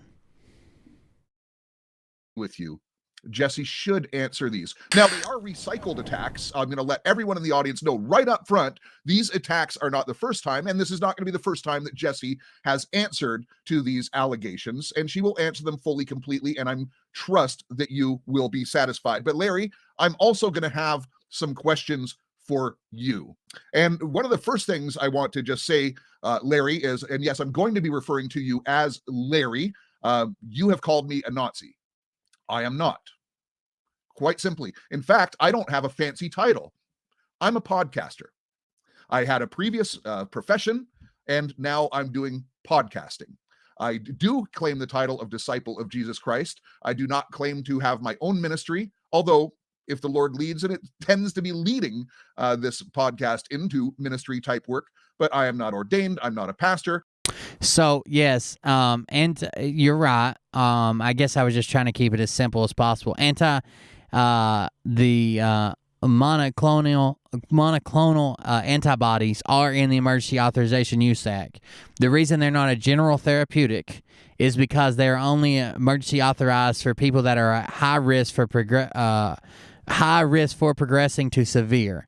They're not a general therapeutic. Like you don't just use it because you've got it. Basically, the reason they're in the Emergency Authorization Act is to use two different types together for people who are at high risk, which would include like people of 65 years or older, or people who have chronic medical conditions like fucking real bad asthma or breathing issues, COPD, one lung, shit like that. So they're still not, everything I said still stands. Now we're in the fucking minutia of it because it's still not a general therapeutic, because it's only authorized under the emergency authorization for people who are at high risk for progressing to severe COVID-19. But yeah, you're technically right. I am simply a disciple of Jesus Christ. Now, you have called me that name. You've called George, and I'm not going to defend George, but you've called some things about him and associated him with unclean things. But yet you did a video that was an hour long. Just simple, and the main. What do you, MMA community, what do you use NAC for? Are you use it for a different reason and that's why you have it, or you bought it because of what's going on right now? Jesus Christ. Now, you have called me that name. You've called George, and I'm not going to defend George, but you've called some things about him and associated him with unclean things. But yet you did a video that was an hour long. Just simple, and the main point of that video, Larry, was, George, you cannot call me by my first name. Whoa, that's weird. You have to have, so George has to bow down and call you by a title? Sounds a little obnoxious, Larry. But yet you call him Porn George, you call me Nazi, but no, we have to call you. Calls him a Nazi and calls the other guy Porn George. By your title. No. I will call you Larry. If you're offended by your first name, I'm sorry about that. Maybe there's some remedies that you can take legally to change your words. Now, I want to say at the front end of this broadcast, I am not coming against you personally. In fact, I want healing to come through this broadcast. I want to answer all the questions that you've posed. I think they're fair. But maybe, and I'm giving you honest credit, benefit of the doubt here, Larry, that you came across this information. You are very concerned about it because Jesse's going on all these shows. Perhaps that is true. and that you feel that she needs to address that. However, I would refer you to the scriptures in Matthew. I believe it's Matthew 18 verses 15, where it says, I'm going to paraphrase rather than pull it up and read it exactly. But if you have a problem with a brother, you should go to them. And if they do not respond, you should go with 2 or 3 witnesses. And if they still do not respond or correct, then you should go to them in front of the church. Larry, you did not do that. You said you would do it face-to-face, but what you did is... That's true. You're supposed to go alone. Then you're supposed to go with witnesses and other members of the church who have the best interest at heart. And then you're supposed to go in front of the church, the third step. Face-to-face with all of your listeners. Also, Larry, you've gotten very personal. You said it wasn't a personal attack. However, you went in front of audience, and I'm assuming you don't know every single person watching on a public platform, Larry, but you say words like decapitation, you say words like killing, you say all these different words, but then you say, I'm talking in the spirit, but then you give out... That's true. He sounds even more like the dude when I slow it down to... I'll slow it down to just 1 time speed, and we'll watch it for a second. He sounds even more like the dude. But yeah, NAC is used for a bunch of different things. It's a pretty good expectorant too. So like makes you cough shit up. Like Mucinex. It's like Mucinex on steroids. It's good for a bunch of different things. It's honestly a good drug. And people within I know a guy, Crowder talks to his buddy who's like a producer or whatever who owns a winery, but I know a guy, the only reason I know about NAC before the Crowder show is I know a guy who owns a distillery. He's actually been on a couple of those like moonshining shows, but he owns a distillery and they're always testing shit and doing this. And I was talking to him one day about they used to sell stuff in gas stations that said hangover cure. And then they had to take that down because technically it's not a cure for hangover. And then it just said like, instead of hangover cure, it said treatment for hangovers or something. Got a hangover, try this. Like they had to take that shit. They had to take that shit off of it because the FDA stepped in, or somebody stepped in about their claims. And it's NAC. That's what it is. It's a block and treatment for different things to the liver. And people who and I was talking to him and he explained it to me. People who drink alcohol all the time and tasting, wineries. You know, if you drink alcohol all the time, you don't want to. You're not drinking to get drunk, but maybe you're drinking daily because you own a winery. And sometimes a lot, and sometimes maybe just a glass or two.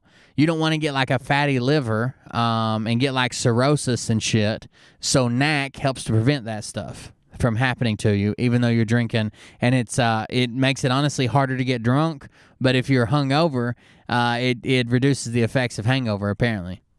Physical locations, Larry. Now, maybe you mean no harm. In fact, I'm going to make the assumption you mean no harm.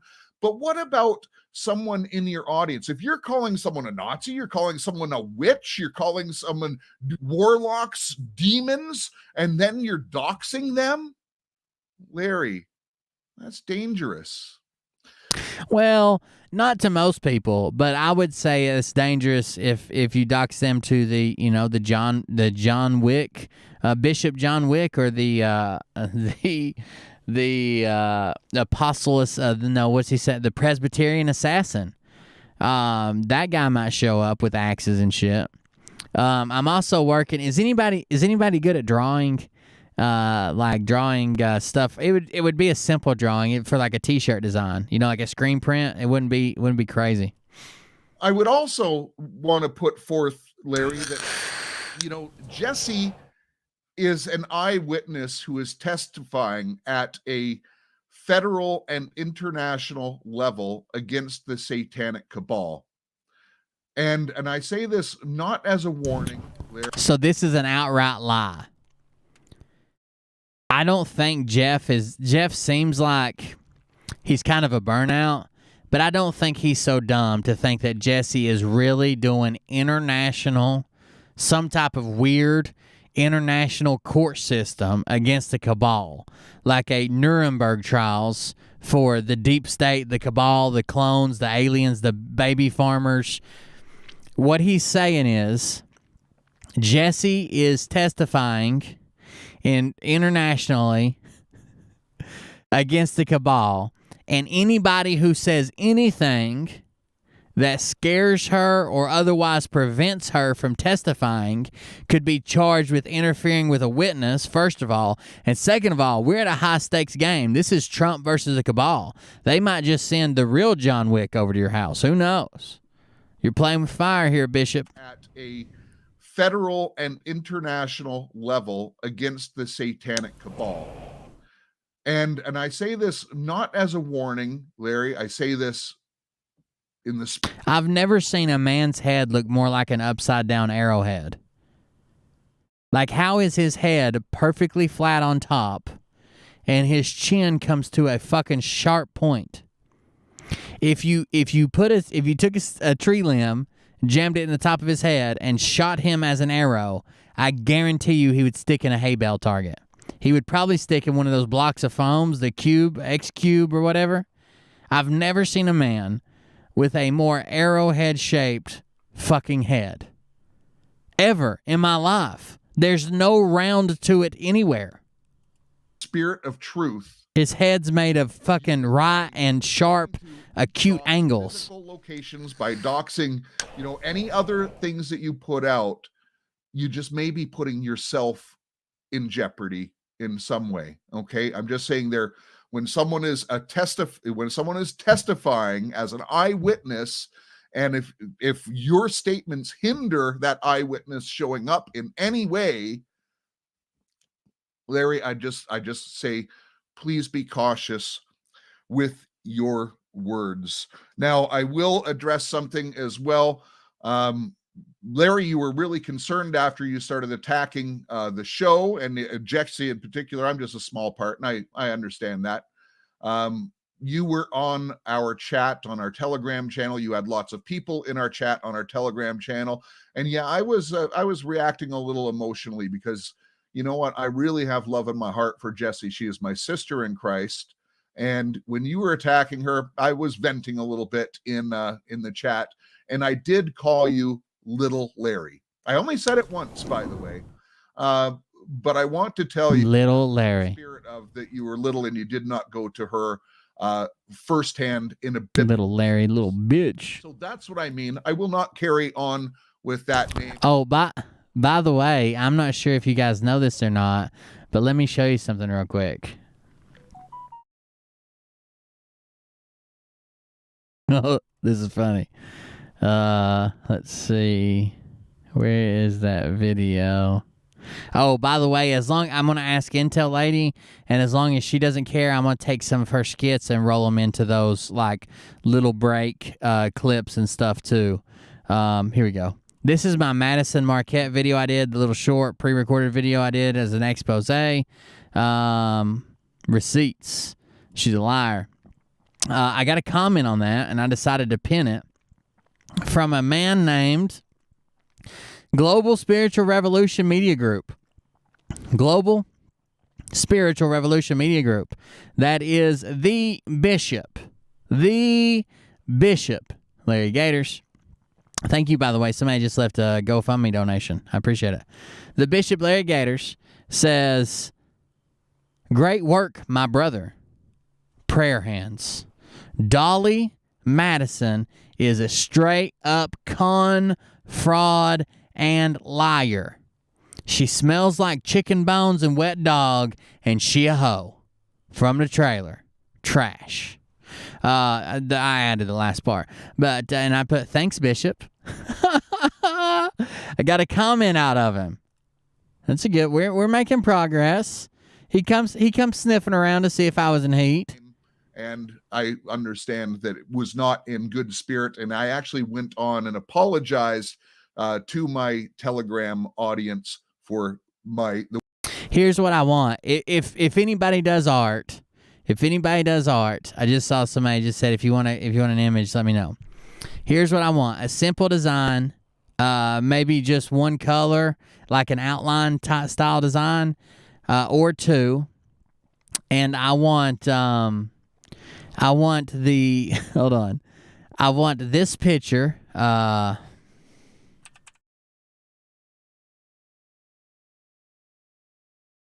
We can make it a contest. I'm going to put it on a piece of merch, so I'll pay you for it, so I own the rights, whatever you want from it.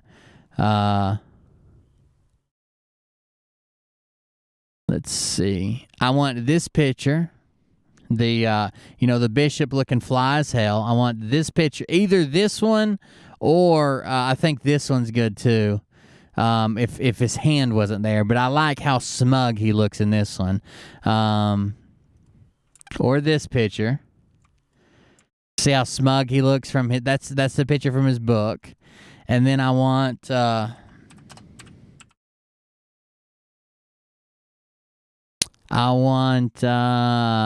a second. I'm grabbing the other one. A combination of this picture and I want him, let's see if I can, like this. So, if whoever wins, you just tell me your price, I'll pay for it so I own rights to it so I can put it on merge so there's no issues. I want a combination of either this picture or this picture, right? This is the younger version he uses on all his thumbnails. This is the more smug version. I want a combination of that picture, and this is a really detailed drawing. It can be much simpler, but I want a combination of that picture and this picture. With him holding the crossbow and maybe like a silver dagger or something in this hand, so we can get a little Bishop Van Helsing going. No. Give him the crossbow, and over here he's carrying like a rosary and a crucifix in his hand. That way we can get the Bishop Van Helsing merch going, and then I'm gonna put bringing down the the witches, jackals, and hoes for since, and then I'm gonna find out what year he was born. Bringing down the witches, jackals, and hoes since 1972. I'm pretty stoked about that. Like we're gonna get it on a piece of merch. Thank you. If anybody wants to draw it, you're more than welcome. Send it to me. The way I carried myself that night. By the way, I've left up all of the posts that are there. I have nothing to hide. Nothing has been deleted. The other thing is, you had said that I had posted a picture of you in a mask and stuff like that. Someone had sent it to me. I posted it. I never said that it was you. I never said anything. In fact, if anything, it came up because you did quite a brilliant expose on the boule and stuff like that, but I never said that it was you. I've never written that. I never did anything like that. I just simply posted the picture. And Larry, you are a highly intelligent man. You are articulate. In fact, I would say your words are craftfully put out there. They're very craftful. Itself will be a topic. When you put out your things that you put out. But Larry, in the spirit of truth, we're going to answer these things, but we're going to have a couple more questions for you, because in fairness, if you're going to ask some questions, I think that that we could ask a couple questions too. And by the way, you are highly intelligent. I get it. These aren't going to be hard questions. You could probably answer them off of the top of your head in probably less than 5 minutes. Although probably so. Your style of doing video, you're very good at repeating things, and so the video will probably take a little bit longer. But speaking of repeating things, you did ask a number of these questions. He's even taking shots at him repeating stuff. Come on, are we playing dirty now? Is that what's going on? Seems like it. Seems like we're going a little bit too far. He can't help it. He really wants to get his point across. He really wants his point across. There's nothing wrong with that, right? The man's got to make a point. He needs to say it 17 and a half times. I had to add the half so people wouldn't be like, oh, 17, it's 17. I heard him say it. He said 17. That's the way it always goes. Hold on, I got a picture for you guys. Have you guys seen this picture of the bishop? This might be a good picture to draw from. He's looking smug as hell in this one. Hold on, let me grab it. This is from the bishop's Facebook page. Oh shit, I must have passed it. Hold on. Looking fly as hell, saying John Wick needs a steak. It's actually a funny picture. Oh, here it is. Here's a picture you could pull inspiration from. Boom. Look at that, dude. My man. Leather jacket and everything. Look at that. John Wick needs a steak. The man, the myth, the legend, the Bishop John Wick. Jesse to answer, and I'm glad you repeated them several times, and you even said them slowly, so even a guy like me could understand. So thank you for that, Larry. I'm going to bring Jesse on. We're going to answer some questions. We're going to ask some questions. I'm going to have a couple more statements towards the end that you, who is watching, will definitely want to stick around for. So without any further ado, let me bring on my co-host, the co-host of this show, Jesse Zaboter. Yes. Hey, Jeff. Good to see you. It's been a long, intense week. It has been. There's been a lot of stuff, and it actually we have not been focused on this. Jesse has been on an assignment, but because we just feel an assignment. She's been on assignment. Okay. So today we're going to do it as Jesse's assignment has a bit of a reprieve. Jesse, before we get going and answering the questions, I want to give just a little bit about myself and how we could also, like, this might be a little bit too far, but we could also have him the bishop, but in you guys know that really famous, I think it's a painting, well, of course it's a painting, it couldn't be a picture, the really famous painting of Jesus, and he's standing like this, like with his hands up, and he's got like a really solemn look on his face. He's standing like this, like he's getting ready to, do some transdigitation or some shit, casting out demons. We could have the bishop, hold on.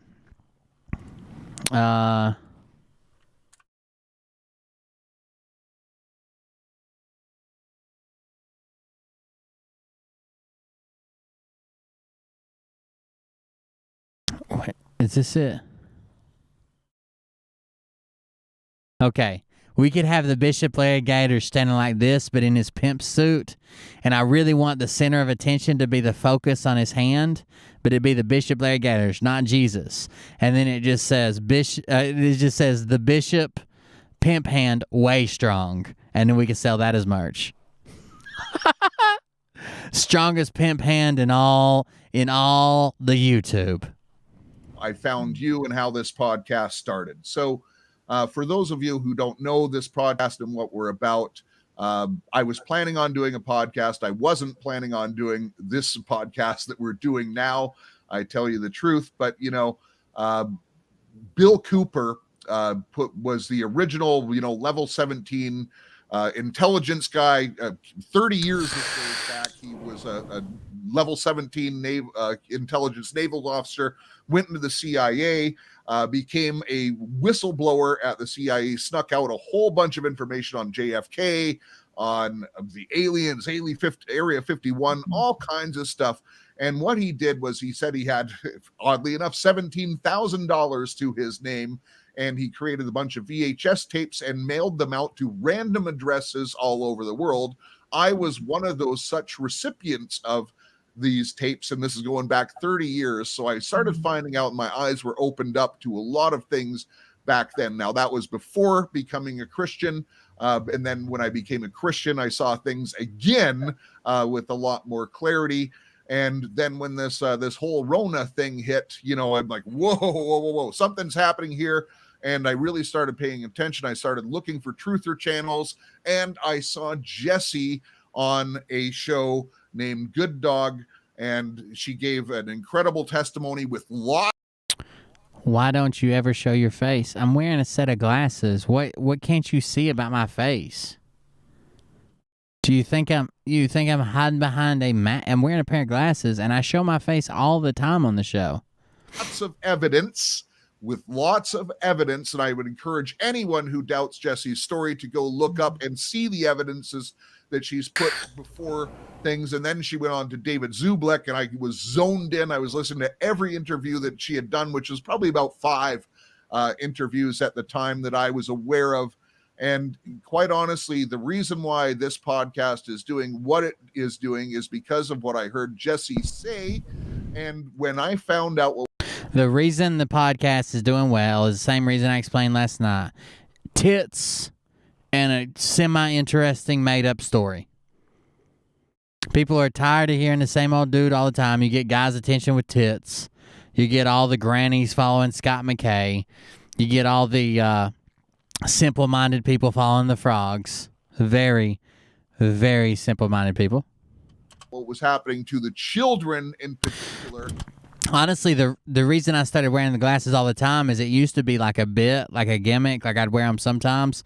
I actually had Trump 2020 glasses all the way through the election and stuff, and I just changed them to the meat hammer glasses when we came up with that slogan. But I had the reason I continued to wear them basically constantly is because Scott watches the show and it triggered him so much.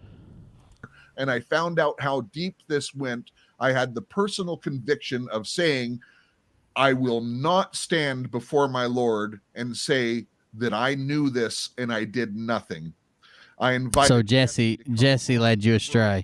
And I literally was, 7 or 8 episodes in. We arranged a time. I think she was on episode 13. The first interview there is with her there, and I think it's episode 19 is the continuance of her testimony that came on. And after that, she became a co-host on the show. Since Jesse has become a co-host on the show, I can tell you I was a Christian before I started this broadcast. Not a perfect one, still not a perfect one, but my walk with the Lord has increased substantially. I'm reading the word more. I'm hearing the word of the Lord more, not the mind of God. I'm actually hearing the word of the Lord. And not only myself, but we have thousands of testimonies of Christians who are getting closer to the Lord, who haven't opened up their Bibles for years, who are seeing their walk. They're getting revelation that they never got before. I give out my full name and where I live. Like, I can't get more, and my face. It can't get more open than that. And on top of that, we do give out altar calls occasionally on this show. And from those altar calls, we've had hundreds of people come to salvation. So that is my testimony. That is why Jesse is here with me. Sounds about right. Beside Jesse, and I will go from there. So Jesse, I feel like she's constantly having a heat stroke. Jesse's very puffy and very pink. And I don't know if you've ever had a heat stroke, but I have. Been a heat casualty before with a heat stroke back during when I was in high school. You stop sweating, which is a pretty bad sign, and your skin kind of puffs up, almost like it's sealing the sweat pores, and it turns like a pink color. And I stay pretty dark, tanned, like I don't know, some Native American or some Italian or some shit in me. But I stay pretty dark tan, especially in the summer when 2-a-days are. Like my skin gets pretty dark. And it didn't matter. Didn't matter what the pigment of my skin was. It turned pink. Everything turned pink. I remember the palms of my hands were almost red, and everything else was pink, like a bright pink and puffy. I don't know if the puffy closed the pores where I was sweating through, or if the puffy was just a symptom of the pores already quit producing sweat, but it was really scary, and I think she's constantly in a state of heat stroke. I have notes in front of me. I'm not following them, obviously. I wrote down a whole bunch of stuff. Listen, we never script our shows. We just kind of go with it, but we are prepared when we do our shows. So, Jesse, the first thing I want to ask, because it's a question that Larry has asked that I think is it's an honest question, and it's a good question. Jesse, do you have a home church? Yes, I do have a home church. I also have a pastor, and I will not publicly give out that information. Part of that's for safety reasons. You know, I do get a lot of people who follow me, and you never know what those followers are going to do. And the last thing I want is, those that will just say have stalking behaviors. She always looks shady. She looks like she's lying right now. Or harassing. individuals that I go to church with or my pastor. So yes, I do. And with that, I also have a question for Larry. I would like to know, Larry, who is overseeing your clergy oversight, and if it isn't. He already answered that on Nino's show. He said, the guy over me is so and so, something another, bishop, something another, but he already answered that. The one who ordained you, I would ask what priory has oversight over you. Listen, a fair question. You asked it of Jesse. Yeah. We're asking of you, what is it? Who ordained you? And listen, it's probably pretty easy to find, but who ordained you, and what church do you sit under? And by the way, do you attend church often, or is it just your traveling ministry? I just want to know that. So I also will add that in the ministry and on Right On Radio, we do have an accountability team. I'm personally not attending a church right now. I was a member of a church when this started, and technically I'm still a member of that church, but that church was shut down in my area due to government. I was disappointed that they didn't go along with that. And then when they opened up, in the congregation, you have to wear a mask. I refuse to go and worship my Lord wearing a mask. That's just against my personal convictions. So right now I am not attending a church, but I will say on my personal behalf, so you don't have to ask the question, Larry, the man who led me to the Lord is, I consider, my spiritual father and spiritual mother. I'm in contact with them. I've never lost contact with them. We have social evenings with.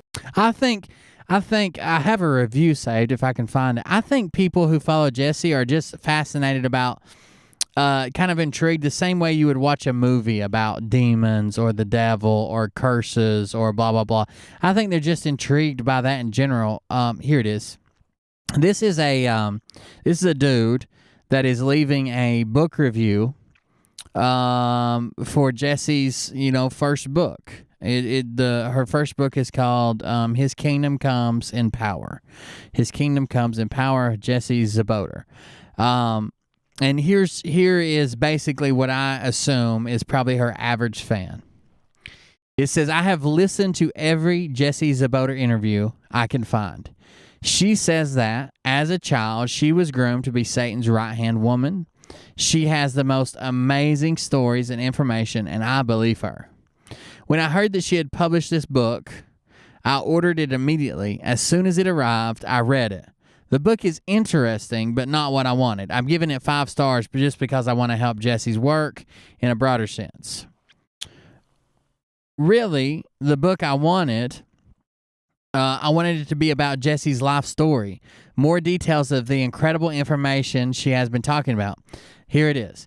Jesse has told of her experiences with some of the most powerful demonic spirits, leaders within the Satanic Church, and even interactions with Satan himself. She has divulged some details of the power structures and Satan's earthly empire. She has led us to believe that she knows more information about the Antichrist. She can tell us about who these people are, where they meet, and what they do, etc. That's what I want to know more about. I was disappointed to find the book as a collective of Jesse's stories about her life experiences, other than those that have to do with what I really wanted to hear about. She recounts stories about her personal relationship with God and her experiences with the people she has been ministering to. There's also quite a bit of preaching, but nothing about the Mothers of Darkness and the Satanic Council. That's what they want. I think the reason that a lot of these creators repeat, it's a movie. The whole thing's a movie. Anybody don't believe it's a movie is dumb. The whole thing's a movie. It's a show. It's a charade. It's a movie. It's a movie. It's a movie. It's a movie. It's a movie. Is when you hear someone come forward and their story is literally the plot to a fucking movie, you're like, oh, that makes sense. Like it's fucking repetitive reinforcement. No one lives the life of a movie. Think back about your life. Your life is not a movie. No one's life is. The most badass, fucking, most exceptional, the craziest people in the world.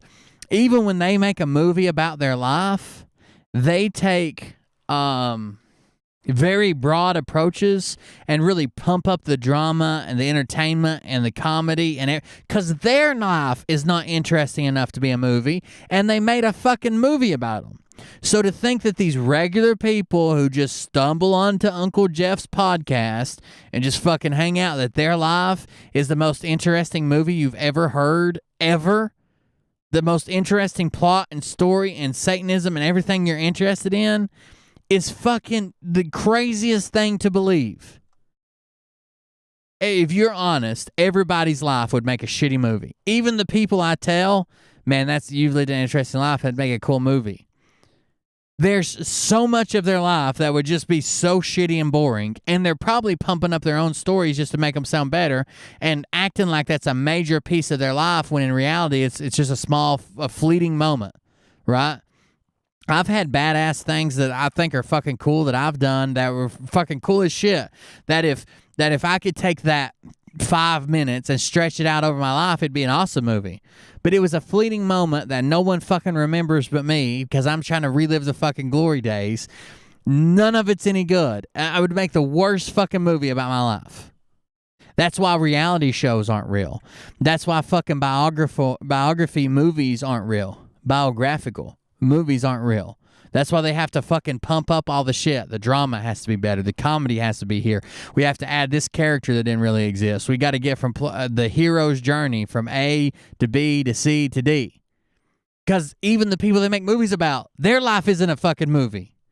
Stop falling for this shit just because it's what you want to hear and you've watched everything interesting on Netflix. You're making us look dumb.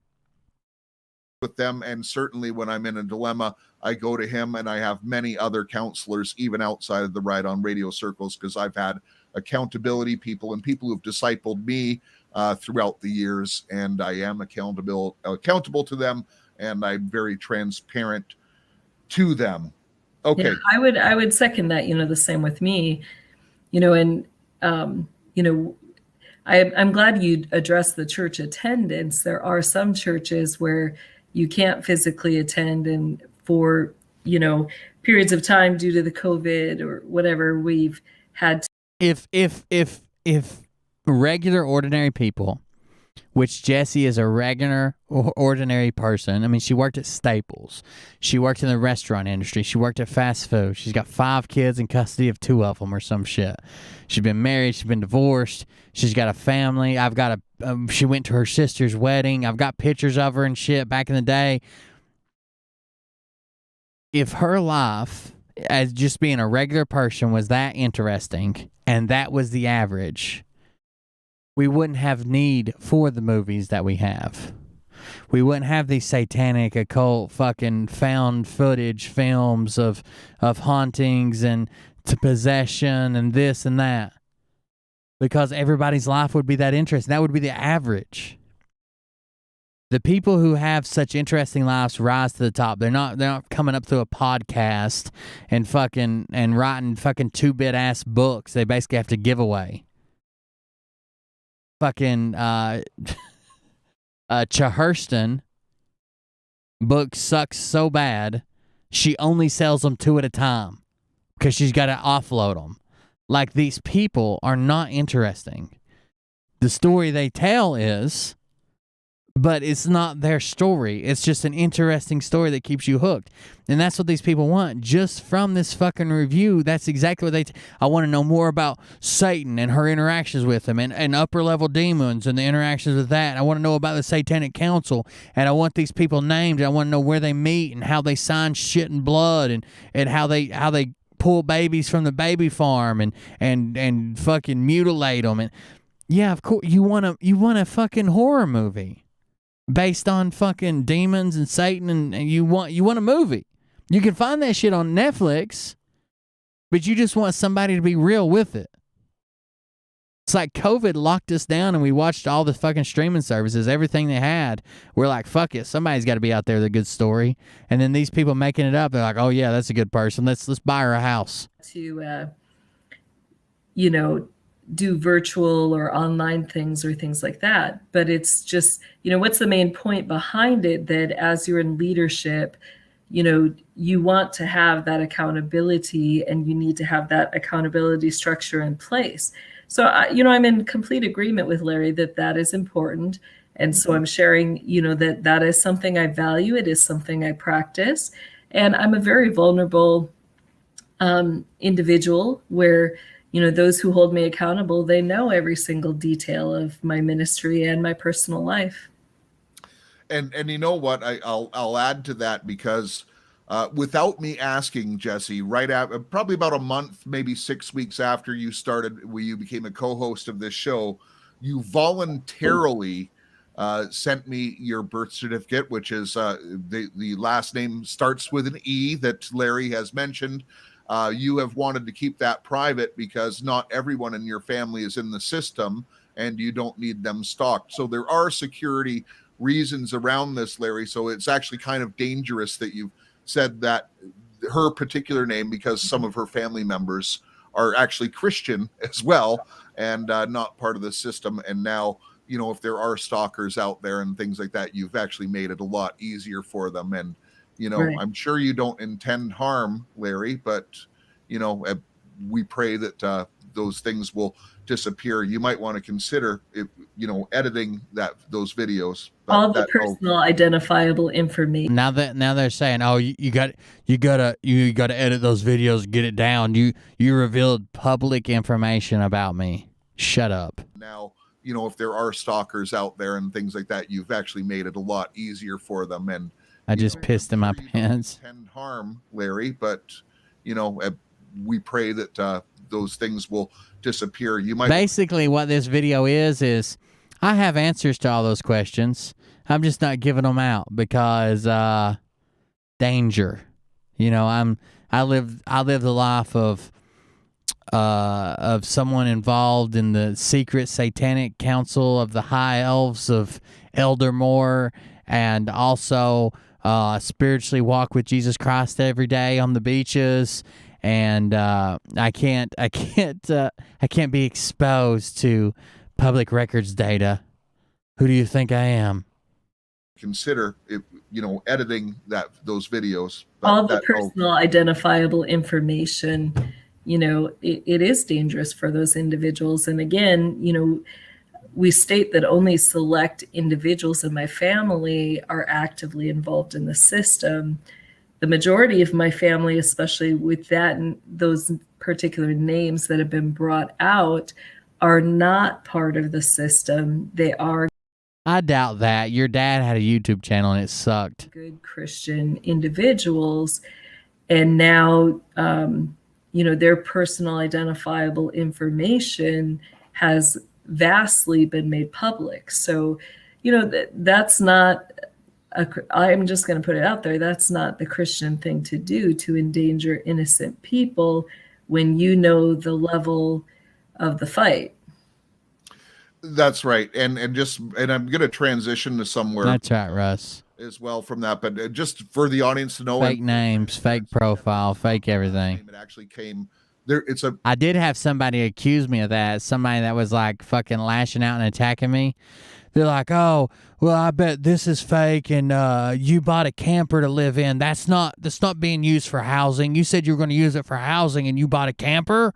What, were you crazy? We're going to report that. I'm going to report this, and I'm going to report this. You just wait, William Byrd. I'm guessing the name's fake too." Yeah, I picked a fucking horrible name as my fucking. I could have been like fucking Mike Hawk, or a fucking good name, dude. I would have went with William Byrd. Are you kidding me? It's a funny story how the name came up because of time. I don't want to go into that today. My last name is separate. The reason when I first started this broadcast, I just went by Jeff. Now it's Jeff Shepard, which is essentially, we'll call it a radio moniker, is because I knew that there was some danger doing this job. And, my family did not. There isn't, though. There isn't. So there might be fucking crazy people that are going to show up because they're like super fans and maybe they want to fucking wear your skin and fucking circumcise you and make a tiny hat. Okay? But those people just exist either way. There's no one hunting me, just like there's no one hunting fucking Scott McKay. There's no one hunting fucking Jeff. There's no one hunting fucking Jesse. There's no one hunting these people down. The assassins that are chasing us all took a long winter's nap. Okay, they went into hibernation, I guess. Not sign up for it. My family is supportive of it, but I didn't want to endanger my family in any way, so that's why I don't give out my last name publicly. However, it's not a secret because every email that I've responded to, they have my last name. I don't change it I don't hide it. So it's the worst kept secret out there. You found it, but that's why it's not out there. It's because my wife, and for security reasons, dealing with a international eyewitness against the cabal is kind of a big thing. So the other thing is, Jesse, and I don't know if you want to go there, but you had complimented Larry on his research when he gave out all the bloodline information, but we know that some of it was inaccurate in later broadcasts and follow-up. Do you have any insight to where he got all that information? Yeah, I do. And, I kind of had an issue too.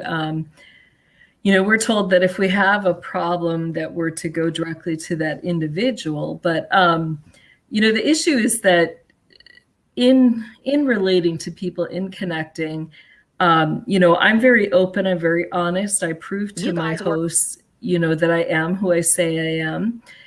So like, Good Dog, you, David, all these hosts have vetted me, and with that, they did receive, they were able to see my birth certificate. They were able to see. That doesn't prove that you were the fucking whatever mother of darkness, sister of light. I don't know, Sultan of Satan. I don't know. Certain information that I have that proves my bloodline connections, everything like that. So, out of trust and confidence, that information also was shared with Larry when I heard that he was wanting to look more, and he was doing special research into the Mothers of Darkness. And so, with the verbal understanding that information was given. I could have been any of these names right here. Phil McCracken. Phil McCracken. Suk Mahidik. Luke Mahidik. Ophelia McHawk. Ophelia McHawk. Eileen Dover.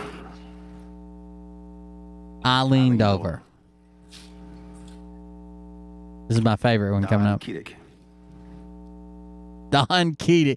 I could have been Don Keating, short for Don Juan Key Dickerson. Wayne Kerr. I could have been Don Keating. And you think I went with Will Bird. Jesus Christ, what the fuck's wrong with you people? I would definitely be Don Keating. In confidence and would be kept private, that was given to Larry by me. I do have a problem, Larry, that you stated that it was that your research team found that info and things like that. Now, I'm not saying all the I reported it last night. Presented came from I was ahead of the curve for once. Information did. And some of it you've added to things that are not true, that are false. Some of the individuals you've put in there, including Cisco Wheeler's connections.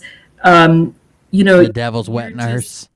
Making statements and I breastfed Satan himself. You see these tits? Look at these latch marks and these claw scratches. I don't know who has. People don't think about cloven hoof but up in your breasticles are not true. So since we're wanting to be truthful, I think it's important, Larry, that you share the information that I did supply you, and that you share the information that you've added, because that added part again, there's a lot of things that aren't true in there. So, it's important to distinguish that and to be open and honest about our research and our digging. The other thing about that information is that, some of the stuff like the personal photos or pictures that you're posting, those were, like I said, I'm a very open, vulnerable person. And, I do have a problem trusting. I have a hard time. I wonder if she answers about the damn picture. That's something I've been surrendering to the Lord. So with those who are intimate with me on my team, those that I work closest to, there are personal things that I share with them about my family, or, they have access to some of those things. And some of that stuff that was shared privately is now the stuff that's coming forward and being made public. And I do have a problem with that. People have broken confidences, people have broken confidentiality, and they've taken it out of context. So, I'll address the pictures. We'll just go there with the housing. There's several things with the housing issue.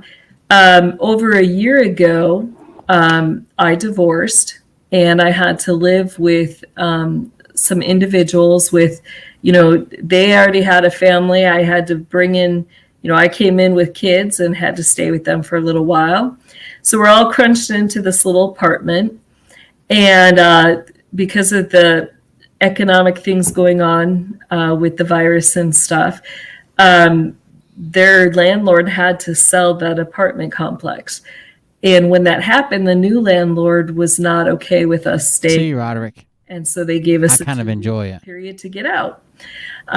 During that time, I had a social worker who was. I wonder if he has this picture of the family wedding where she's standing here with her dad. GoFundMe for me and helped raise that money. And some of her kids. Because I had just divorced. I had just moved. I didn't have a job even at that point. Besides my chaplain work always travels. And I'm assuming sister. With me, but it's not always. A lot of similar looks there. The majority of my chaplain work is done volunteer. I wonder if her sister was also raised as a Satan's wet nurse. And Larry, you've called this individual a witch. I'm just going to clearly state she's not. You've brought out personal identifying information about her. She's just somebody who helped me. And so, you're tying in things that are not even necessarily true. And, that really concerns me. So she has several aliases. Jessie Elevold is her real name. She's also, some of her family and aliases she's used are like Jack Byrne, Washburn. Her married name is Zabolter. But she's once used a maiden name as Blackburn, Jessie Blackburn. But everybody in that picture seems to be related. Her father or father-in-law would be Jacob Zaboter Sr. He has a YouTube channel that really sucks. He goes by the name Cisco. I mean, she's just a normal fucking person. She's just a normal fucking person. I just don't fucking get it. I just don't get it. Puts other people's lives at danger and at risk. To give out, why just give this random person who helped me, why give out all of her personal information? Oh, I guess it's her father-in-law. Location. What is because his name is Zaboter. It's not, she's not even part of this ministry. So, that's part of the issue. So again, where is the information coming from? A lot of it is coming from information that was freely given, not hidden. I've been accused of hiding information or accused that I don't want it out. That's not true. The people who needed to know, again, I'm an eyewitness who's given testimony of the crimes against children that the Luciferian system has committed. Those individuals that I have turned that information into, not once, not twice, over 10 times. So we're talking, I guess that's all I'm going to say, over 10 times, Yeah, he has somebody working in her organization. By the way, it seems like actually the dumbest of all of them, and you guys know who I'm talking about. What are you doing? What are you doing? Has let it slip several times that the guy that hooks him up, that basically his handler, that gets him all his ad money, gets him ad reads, tells him when to read the ads, which one, how much he's making, how to start a multi-level marketing scheme and sign everybody up for it. That guy is also the handler for several other YouTubers in this Patriot QAnon shit. But none of these motherfuckers work alone. They're not like I'm truly like a one-man show. Like BT helps, Jay Reese makes music, Groyper makes stuff, but they just send it to me. I very rarely ask them to make me anything. They just, send it to me, or they hear me talking about some of the show and think, oh, I could do that. But these people have fucking secretaries and planners and fucking advertising specialists, and somebody who fucking calls up Satan and asks him if he can do a 2:30 on the podcast and shit. Like they've got people with them for sure. Because the money they're raking in. Trust me, if I could afford somebody to help me do research and shit, I'd fucking hire somebody in a heartbeat. Those individuals have full information, including all the names, all the connections, all the crimes. And they are dealing with that according to the law, which is what we are to do. It's not a matter of where I need to go take care of these people myself. That's not what God would choose. The Lord wants us to deal with these people in a way that is right and true and according to the law, so that not just the individual is stopped, but so that the entire crime syndicate that they are using to operate with is stopped. So that's important to understand. And, so the reason I have not made public all of that information yet is because there are individuals who are working to with that information to stop the crimes. The reason she hasn't made it public yet is because she thinks she can still bail and get out of this when it all goes south. Syndicate, and that's the way it is. And will it be public? Absolutely, it will be public. But right now is not the time because they are still working on that information. Pushing that information, trying to bring it out early does not help, especially when I'm having to testify. And then now individuals are knowing what information is being given out. That adds to the risk factor for me and my family and my minor children, especially once their personal identifiable information like locations is given out. So Larry, it's a dangerous game giving out locations. Oh, we've got an echo here all of a sudden. What's going on? Okay, seems to have corrected.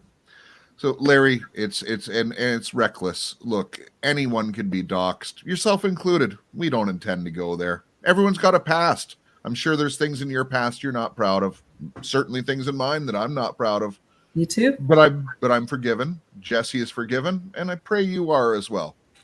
Okay, so let's move on. Let's talk about the book cover. Jesse, you have been accused. Oh, here we go. By the way, who's the accuser? But you've been accused I call the accusers the priory of accusers, or the priory of harassers. Because this has happened prior. This happened many times. Yeah, this goes back. Yeah, it goes back. It started over 4 years ago. And this is not, like you said, this is not the first time I've addressed it. I've addressed it, I think, several times on our show on Right on Radio. I've also addressed it even as soon as I've never heard you address it. Came forward with that.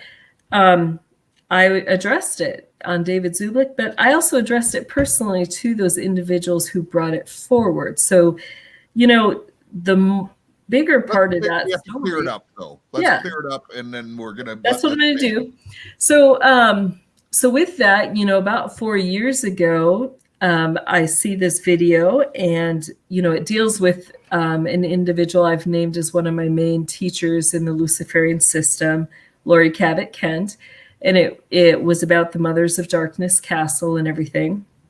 So as I'm watching that video, all of a sudden there's this screenshot of this picture of these little girls drawing pen. I have seen the tweets saying it was her and saying that. I personally have seen the tweets saying it was her and saying that her fucking whatever the guys, the Cisco Wheeler or whatever, is the one who took it. And I was just floored. It was like, oh my gosh, that's me. I immediately had, flashbacks to the scene. I knew who the girls in the picture were. And so I was like, where did the person who made this video get this picture? And so I reached out to him, and, in my memory, I remember Cisco Wheeler taking that picture. So I reached out to the person who had the video and said, hey, can I ask, where did you get this picture? Did you get it from Fritz Springmeyer, who worked with Cisco, or from Cisco? Wow, why did she suddenly, if this is her lifelong friend and handler, why would she accidentally call her Frisco? Did not get a response, So anyway, in conversations, when I had with these individuals, they wanted proof of, that I was who I was saying. I was just learning, just starting to give my testimony, and they were asking for proofs. And so I did. I shared that picture and said that was me. I also shared the whole story, though. I shared where I found it, where I got it. So it wasn't like there was anything hidden. I shared with them everything I just shared now. And then with that, later on, one of those individuals took a screenshot of that picture and sent that to me and said, well, here, now you've got the picture you can show, versus telling everybody to go watch the video. But you added pentagrams to it. And stop at the 3-minute mark. Okay, so they made it easier for me. So I just had the little screen clip, right? So that was provided by those same people who are now part of this continual harassment. Jeff's asleep. When they first came on and were accusing me that it wasn't me, I got on David's show and, addressed the whole thing. And I admitted, I said, well, there is a chance that it's not me. It's. Uh-oh. Cue the next letter in the 2020 alphabet wars. R. So similar. 30 Cal Gal, tipping 5. Cue the next letter in the 2020 alphabet wars. Thank you very much, 30 Cal Gal. Other types of clothing when we were doing ritual practice. Part of why they did that was so that if people did find the pictures, they did not know that it was current day things that were happening. So I addressed that that was that. And maybe, I said it's plausible. She's saying that they dressed them in old-timey clothes when they were doing ritual practices. That way, if someone found the pictures, that they would think that it was old-timey photos and wouldn't assume that it was modern-day stuff going on. Question? Jesse, question? Jesse, right? Jeff? Jesse? Bishop? Can the cold beer, can the beer papa get a question? Why did they take the pictures? Do they not know what they're doing? They're like, oh, we need to remember that we're training the Mothers of Darkness. We're gonna want to remember that we taught them to draw circles on this day, and we're gonna dress them in old timey clothes because we're fucking loosey goosey with our pictures, if you know what I mean. We throw them all around. Sometimes we leave them in subway stations. I pin them up in truck stop bathrooms, wrap them around another man's penis in a glory hole and just let him have it. Put a little rubber band on it so it sticks right behind his head. Do different things. We're fucking loose with our pictures, if you know what I mean. So let's dress them up in old-timey clothes. Let's take pictures of their daily training to remember that we trained the Mothers of Darkness on this day to draw a circle. And then let's go to Kinko's. I want to make at least 4,000 copies, and then I just want to not pay attention to where any of them go. Okay, there we go. That it might have just stimulated so many memories to that one incident, that it was like, that maybe I was wrong. Maybe it's. You haven't addressed why the picture was girls drawing circles, and you added pentagrams and put it on your book cover. It's not me, but, the things then that I can't explain is how do I know the names of those girls? Those names have been turned in.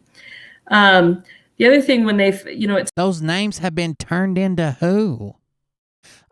Excuse me, officer, I'd like to file a report. I remember 2 girls from 136 years ago that were drawing circles, and I would like to report a crime. Did something happen to the girls? No, it is the girls. One's name is Julie and the other's name is Anne. Know their full names, birth certificates, know their bloodline and lineage. If maybe you want to arrest their great-great-granddaughter, they're probably about the same age they were when they were drawing circles. So potato. I'm gonna need a full report. I need to fax this over to Jeff with Right On Radio along with my birth certificate. We're gonna need to turn this in pretty quick. What the fuck? It took them 2.5 years, this Priory of Harassers, but eventually they claimed that there was a book at the Library of Congress that had that picture, an art book. So I requested from the Congress that book. I did not get that back. So I'll just put. What the fuck? The book is available for purchase.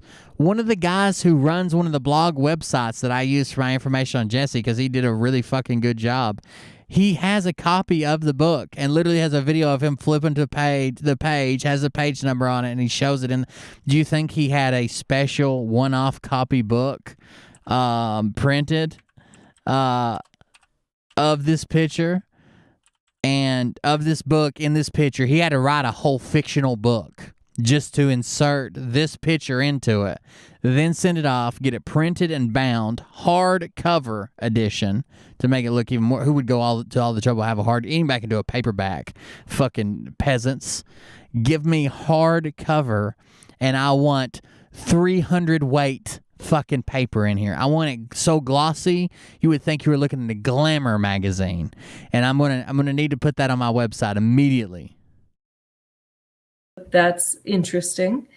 Then, a year later, all of a sudden they're saying they can order the book, and they've showed the cover of it, claiming that it's in there. It is interesting that the photo that is in there, which is this similar one, is Hold on. It's not similar. It's the exact fucking photo. Then Congress, that book, eventually they claimed that there was a book at the Library of Congress that had that picture, an art book. So I requested from the Congress that book. I did not get that back. So I'll just put that's interesting. Then, a year later, all of a sudden they're saying they can order the book, and they've showed the cover of it, claiming that it's in there. It is interesting that the photo that is in there, which is this similar one, is less resolution, as well as it's distorted. The girls look shorter. Their legs are definitely shorter. So if you were taking a picture out of an original book, it's hard to explain why all of a sudden now you have the distortions and the less resolution, especially if it's a book from the 1900s. So I'm just going to put everything out there, all those facts, in complete fairness. Wait, we're fixing to open the goddamn pictures. Fuck this bitch. She's not going to sit here on my show and lie. So you tell me if these are different pictures.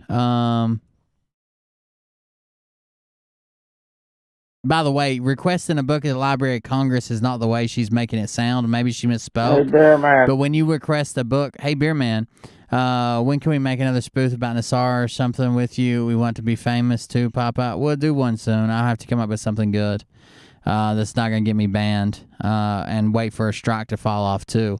But when you request a book with the Library of Congress, it's not how she makes it sound. Thank you very much, Patsy. I appreciate it. You actually request the book, and then they pull it as long as you got a membership card. They pull it and put it in one of their reading rooms. Basically they pull it to the front. The Library of Congress is huge, right? It's got a shit ton of books. And you can't just like walk through it and pick out books, and especially in a lot of sections. So when you request a book, they put it in one of their reading rooms, and then when you show up, it's already there in one of the front sections. So you don't have to go through the whole library to get it. Let me see. Okay, so this is the Jessie Czebotar picture. All right, see the girls there? That's her picture. It has a shit ton of distortion and shit on it to make it look old and weird. Here is the original picture. So all this... So she's saying, oh, it's a lower resolution. It's a lower resolution. All it's done is someone put sharpen on it. I bet you I could take this picture and sharpen it up and make it look just the same. And here's the picture from the book. Jesse picture from book. Jesse picture from book. Let me grab this picture. I'm gonna be working on this. 3 girls source. That works. Open this up. We're going to sharpen this image up a little bit. Hold on. You guys listen to Jesse's lies. I'm going to be working on this picture here. And we'll say there's a chance that picture is me. There's also a chance that picture may not be me. The truth about it has not been confirmed either way at this point. But that's the facts as they are. If someone has a printing of that book, and Larry, if you could pull up a printing of that book from, the late 1800s or the early 1900s, and we can prove authenticity of that book with that picture in it, I would love to see that. And Jesse will certainly retract any statement. If you find a new printing, is it possible to put a picture in an old book? Come on. Really? So listen, plausible, whatever. That's the answer. That's the truth. It's came out. Jesse has answered it. Okay, 1 or 2 more questions, and then I have a couple more things to say about Larry, and we won't keep everyone too long on this. But Jesse, you talk to Satanists, and there's tweets to prove it. I do. So, first I got to say that there's been some, again, mixing of different situations, different conversations. So the tweet where I say that I am a Mason and a Satanist has highly been taken out of context. That tweet has nothing to do with Lucien Greaves, nor the Satanic Temple, nor any of those Satanists. That particular tweet was in a conversation where these Priory of Harassers were harassing an individual who's a supreme leader for the Florida Masonic Temple. They were saying that he worships Lucifer, but they weren't giving any facts. Like they were just... Sorry, I have to keep looking back at the regular one. What was happening, why I stepped into that situation is twofold. First, those individuals with the Masonic Temple were putting out information saying, well, here's our approved narrative. You can look, we don't worship Lucifer.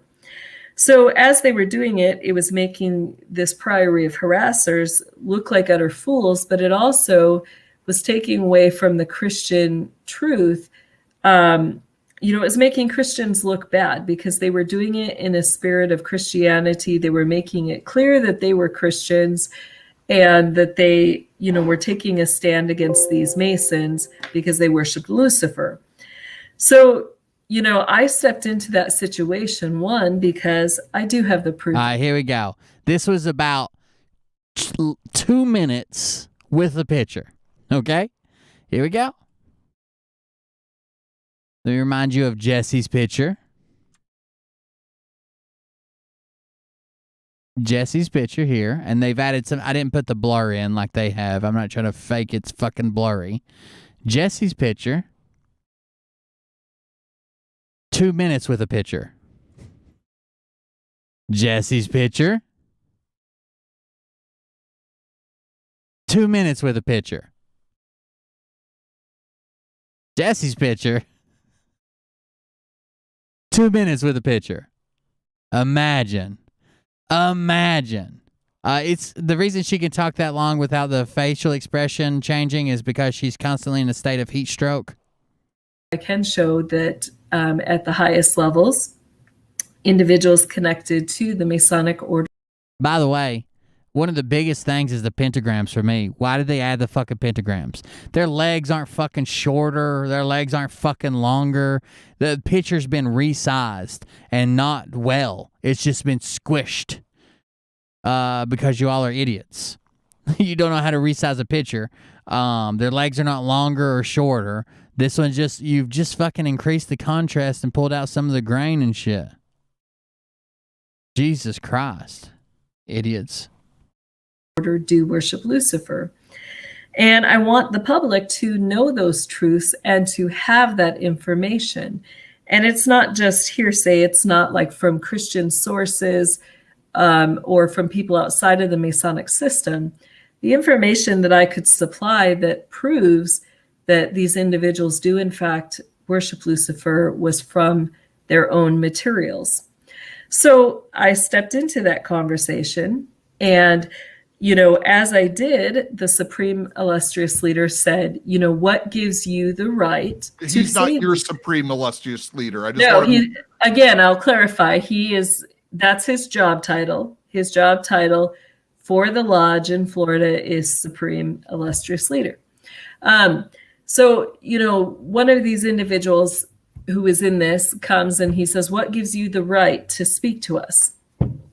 And so, in fact, I'll go back. I'll retract that a little bit. There were several people in the conversation, and I believe it actually was the individual who he's one of the leaders. I don't think it was the Supreme Illustrious Leader who made this comment to me. But one of them said, what gives you that right to speak to us? And so out of that, I said, well, technically, it's because my name is in the Masonic annuals, and I did privately give him, message him. And I told him exactly which lodges my name is written in. And I told him exactly how my name is written in those books. And I said, so technically, because my name is in the books, technically, and they took all this out, it's in the tweets prior. I said, technically, therefore, I am a Mason, I am a Satanist. But, and I was saying this to the other people in the conversation, but my heart, and, I don't have to go by what others claim me to be. So that's was specifically made that, in conjunction to that although technically the enemy has my name on the books, technically he considers me still a Mason and a Satanist, but I don't, my heart is for the Lord Jesus Christ. So I don't have to be who those people have claimed that I am. So then She's the mother of darkness. That's her right. Out of the initiates of the flame that, who, when they speak of God, when they're speaking of the creator, the all clandestine, the one who has sovereign control, who specifically are they meaning? In that book, it says. By the way, let me ask you a question. I think I just found, here's something interesting. She claims her lifelong friend, handler, and the person who trained her, his name is Cisco Wheeler. Cisco Wheeler, which is not a real name. But her relative's YouTube channel is Cisco PC. Cisco PC. Seems like a weird fucking coincidence, huh? I think I found a video of her, if you guys want to see it, on Facebook.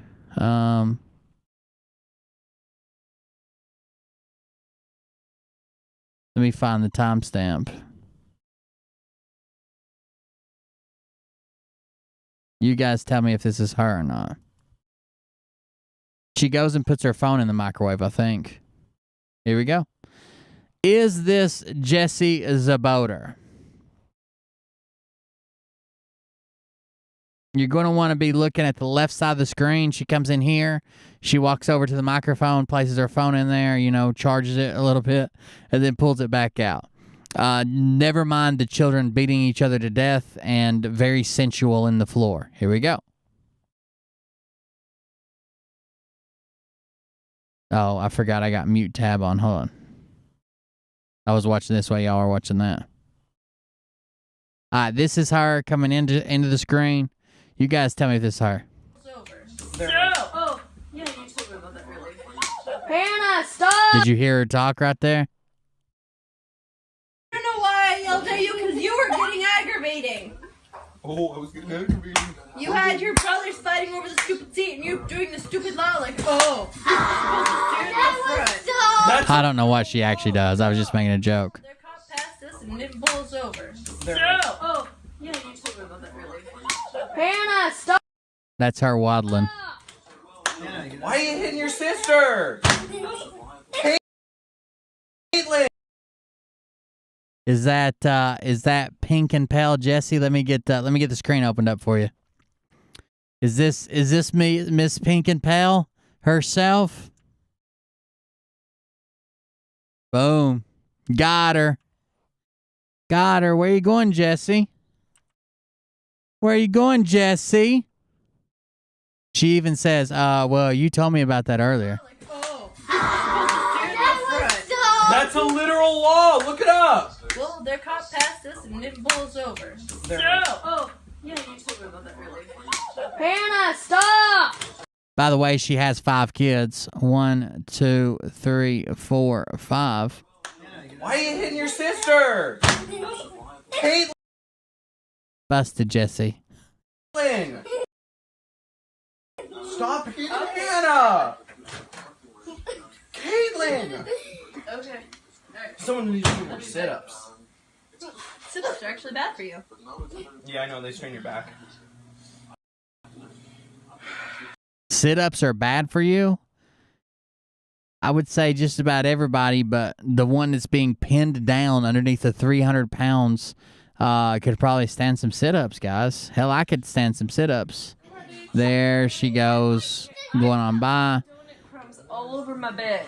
You're not putting... What's that, Jesse? What are you saying?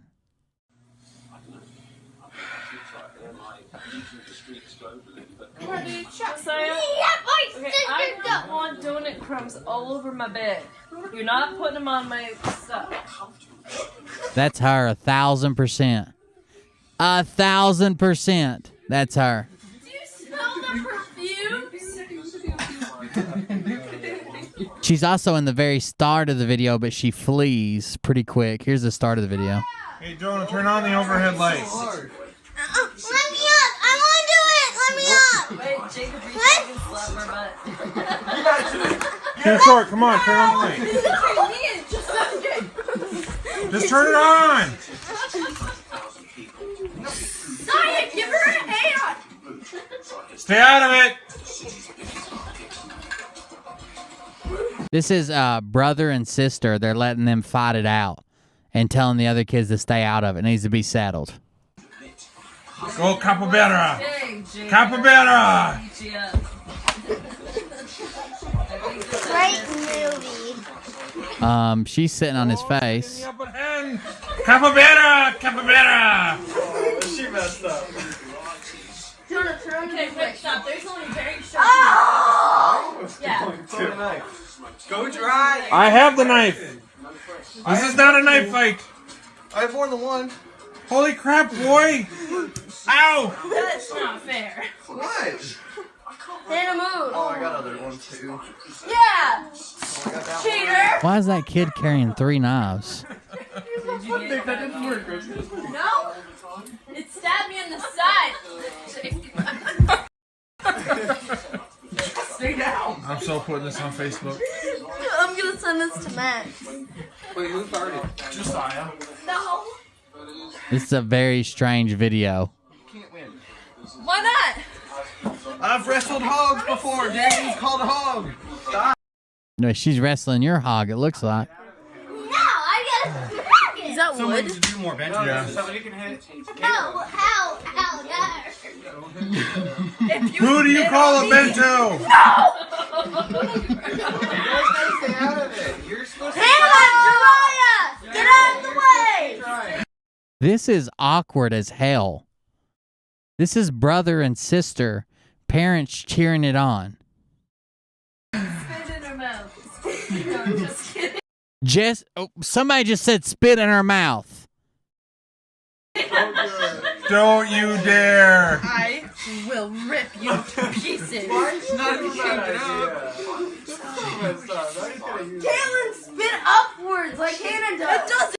To be fair, the last time I had to wrestle my stepsister like this, she was hung up in the back of the dryer, and she was stuck pretty good. It took a couple of very strong lunges to remove her from the dryer.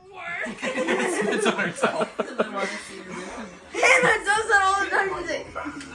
Go, Chloe, go. This is very awkward. Can I hold it? She's in fucking leggings. She weighs less than a bale of hay. Only 157. How much? 157? I thought you said 107. She weighs less than Josiah. I know she does. I Do you accept your sister's love? Does she accept defeat? Never. Then no. Get up. Can't you see she's regenerating?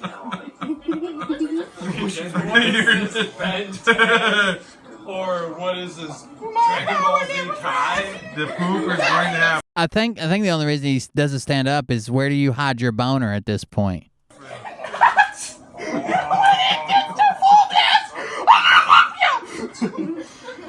One is starting to turn redder, and the other one is becoming more calm. Me or Kaylin? You're turning more red, and she's becoming more... I'm wearing a long sleeve, and it's hot in here. You're a redneck. Your hands are turning purple. I know. Maybe you should go like a little bit bigger. No, he does that. No. I saw it. She moved. It's like, oh. Jiraiya! Tiny. Jiraiya, come on! I'm afraid she's gonna do something with her leg. Harry both. She's getting ready for it. Floor man. Oh, Mr. Sweet Go Floor dry. Man. Jiraiya, come on! Shut up! Okay, I'm fed donuts not saying like me. Go, Kaylin, go, Kaylin! This is so fucking like I'm sorry, we gotta watch it to see what actually happened. This is fucking probably why she only has 2 of her kids. No, that's fucked up. I shouldn't have said that. You accept defeat. Just say yes and it'll all be over. My stomach is upset. Can you please get off of it? I'm not even on your stomach. Please get off my stomach. Do you accept defeat? Well, then I'm not gonna get off. Then I guess we're here all night. Oh, I guess so. Yeah, it is. It is fun. It's Hey, man, I'm on my phone. Look at this. Oh my word. Look at that. This land No. has an extraordinary colour. Hannah clicks the microphone button. Say what you want to type. Send help. Siri, call 911. What's your emergency? My brother's beating me at wrestling. Look, I clap in my hands. What do you mean? So I grew up with 2 older sisters, and we wrestled and shit too. Never like this. And probably fucking 10 years younger than this, it quit. Like I mean, we got in like fights and took shots at each other as we were older, but I never mounted anyone in my family. Why are you hitting yourself? Wait, no. Hey Siri, call 911. What's your emergency? Hey Siri, sweet Why are you hitting yourself? Gary. Okay. Why are you hitting yourself? Gary. Ooh, baby. Siri, call 911. Okay, Jacob, I know. Go try. What's your Go, emergency? no, go try. Is I'm not corn going made out of I weed? can't hear you because you're not going to try. Hey Dad, is corn made out of weed? No. Turn up. That's what Hannah Corn's made from weed. Hannah's legit lady steaks. Siri, call 911. What's your emergency? She told me. Is She corn was like, made out of weed? Stop hitting yourself. I don't like that anybody's on top of her with leggings and like a thin piece of fabric in between her and her genitalia, and he's like fucking riding her. I mean, it was worse when his face was in her crotch, and he didn't seem to fucking be in any hurry to get out of that position. This is very weird. I like them. I'm such a moron. That's a Caitlin. Face palm. Oh no. I mean, I'm trying to avoid like putting anybody's kids down. I don't attack kids or don't want to say anything about kids. I think the bigger issue are that the parents haven't stopped this 10 years ago. I mean, how old? He looks fucking probably old enough to drive, right? And so does she. Like, you know, Jacob, the more you do this, the more you let her go, you're in big trouble. Not unless. Most kids do weird shit because their parents never corrected them or actively instructed them and shit.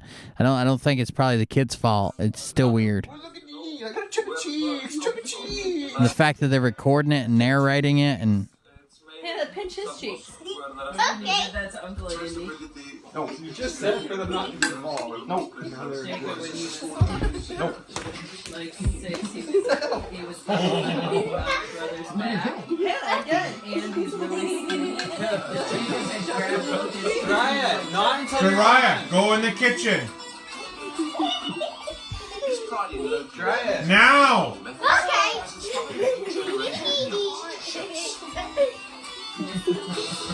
Hannah, quick. Epstein's daycare. Jerry, fart in your face. Okay. Ashley, do that. Oh, it's just your mom. That'd be awful. Josiah, fart in your face. Fart in my face and you'll regret it. I don't want to. I'm gonna scare you. I have 6 minutes of video footage, so I don't want to ruin it now. Hannah, stop. I'm just letting my part come. He said he was filming it because he wanted to put it on Facebook. He said, "I swear I'm putting this on Facebook." Look at that cute little face. There's just a few more minutes left, but I mean, like, I can't not watch it now. I need to know what type of fucking evidence is in it. No, because then you'll escape. Why is that bad? Show no mercy. Yeah, I agree. Like, it would be less weird if they were still fighting. But just the sitting for extended periods of time with, like, her hands pinned down, like, staring in her fucking eyes and shit. Mercy. Oh, it's in the bed? What's this? Oh, you're flinching. I didn't even flinch. I'm ready to eat. Where'd my milk go? I don't know. Oh, there they are. Oh, Joriah! How could you do that to your brother? I got a big. That was scary. Like, I understand that the little kid shouldn't be hitting him, but the way he just looked at a child 1/10 his size, that would have been enough for me to jump on Liam or Oliver. No! Stop! That was Jariah. That was so Jariah. Hey, Hannah. Can you get a rubber band and put my hair in a rubber band? Yeah. Can I get a rubber band from your office? Yeah, I got one right here, Hannah. Can you trust me? Do you accept defeat? Your older, bigger sister. Hold it down. Back your face up. How are you bigger? Dishes. Stop coming in. Older, bigger sister. I am your older, bigger sister. How does that make her big sister? Oh, okay, I get it now. Like I was saying, So slow. And then leave. Go part. Well, I'm definitely smaller than you. Go fart. Daddy told me. But I am older than you. I'm your father. Do what you're told. Fart. Beef stew. Fart in her face. Fart. Okay. Hold her up. So this is her ex-husband, I believe. Move, Hannah. Are you ready? Fire out Jacob. See, you know why you're holding me down is you're terrified. No, I'm not. Yes, Yes, you you are. Stop! Dre, I don't have cheeks to pinch. It's him who has fat cheeks. Nah, he's better. You're terrified. Go to dishes! If I was terrified, actually, I guess, but I'm not that scared. Jariah, you have chores to do. Focus. You're sweating. They have chores to do. They don't. I'm in a long sleeve. Like if I passed him and he was driving a pickup truck, I wouldn't think, there goes, that's weird. A kid's driving. I would think, oh, that's, a high school kid. On his back. No hair he has. Yes, I believe they are her kids. Yeah, you're as hairy on your back as I am on my head. Are you still videotaping me? You can't get out. Ow, dude! Hannah, get out! Ow! Hannah, move! Look, Pilates. Woo. Everybody raise your hands. Woo. It's like a little elliptical machine. Can you guys, hold on a second. Can you guys stop here? Hey, guys, What? stop now for a minute. My mom's going to talk. Yeah, stop for a minute. You guys are done. That's Jesse talking there. I'm gonna back up just a second. Hey guys, stop for a minute. My mom's calling or something.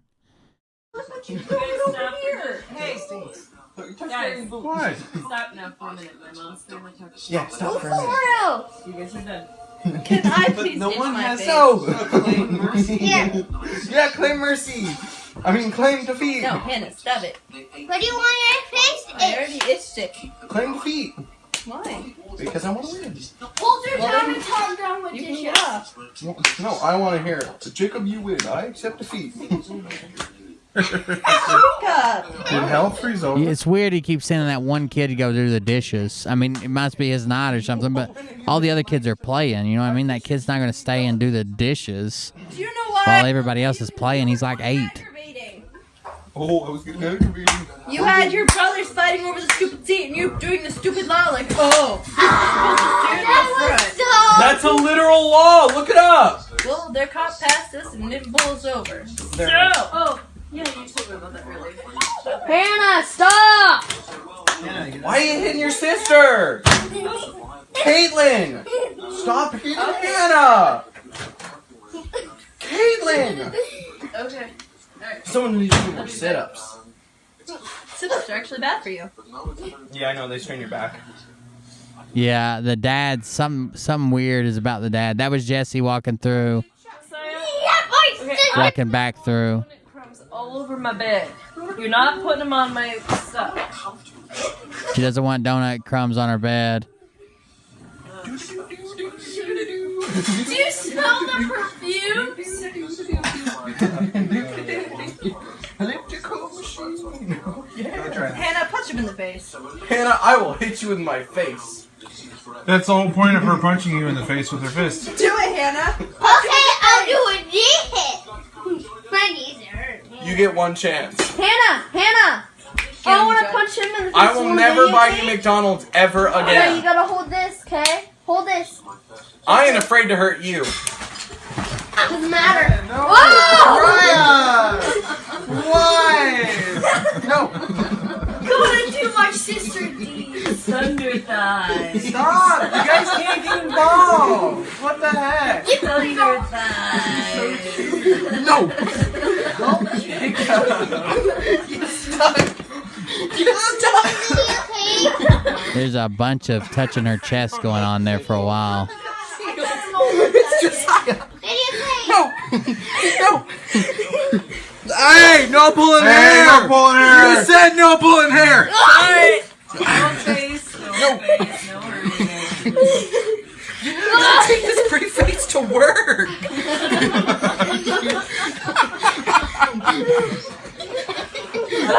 Hey, whoa. Hey, whoa. That's too close to the nether regions. No. Get out, get out. She was Hannah, making- where's my camera? Tuck and roll! Tuck and roll! Go sit. You're back where you began. Jonah, go away. I knew she called in reinforcements. I am the only reason she's getting up. That is true. She is. Caitlin, stop, you guys. There she goes.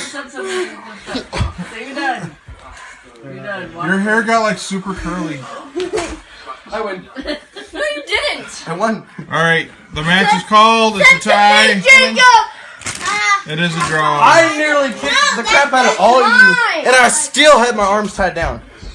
Where's my things?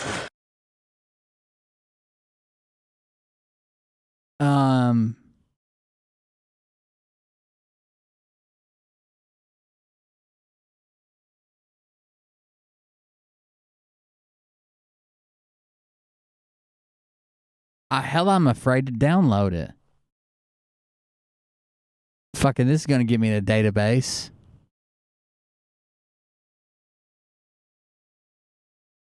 What the fuck was that? And why was it condoned by the parents? The only time Jesse stepped in was to say, hey, my mom's family's calling. You guys are done. But when you continue, just keep continuing. My mom's family's calling. Jesus Christ.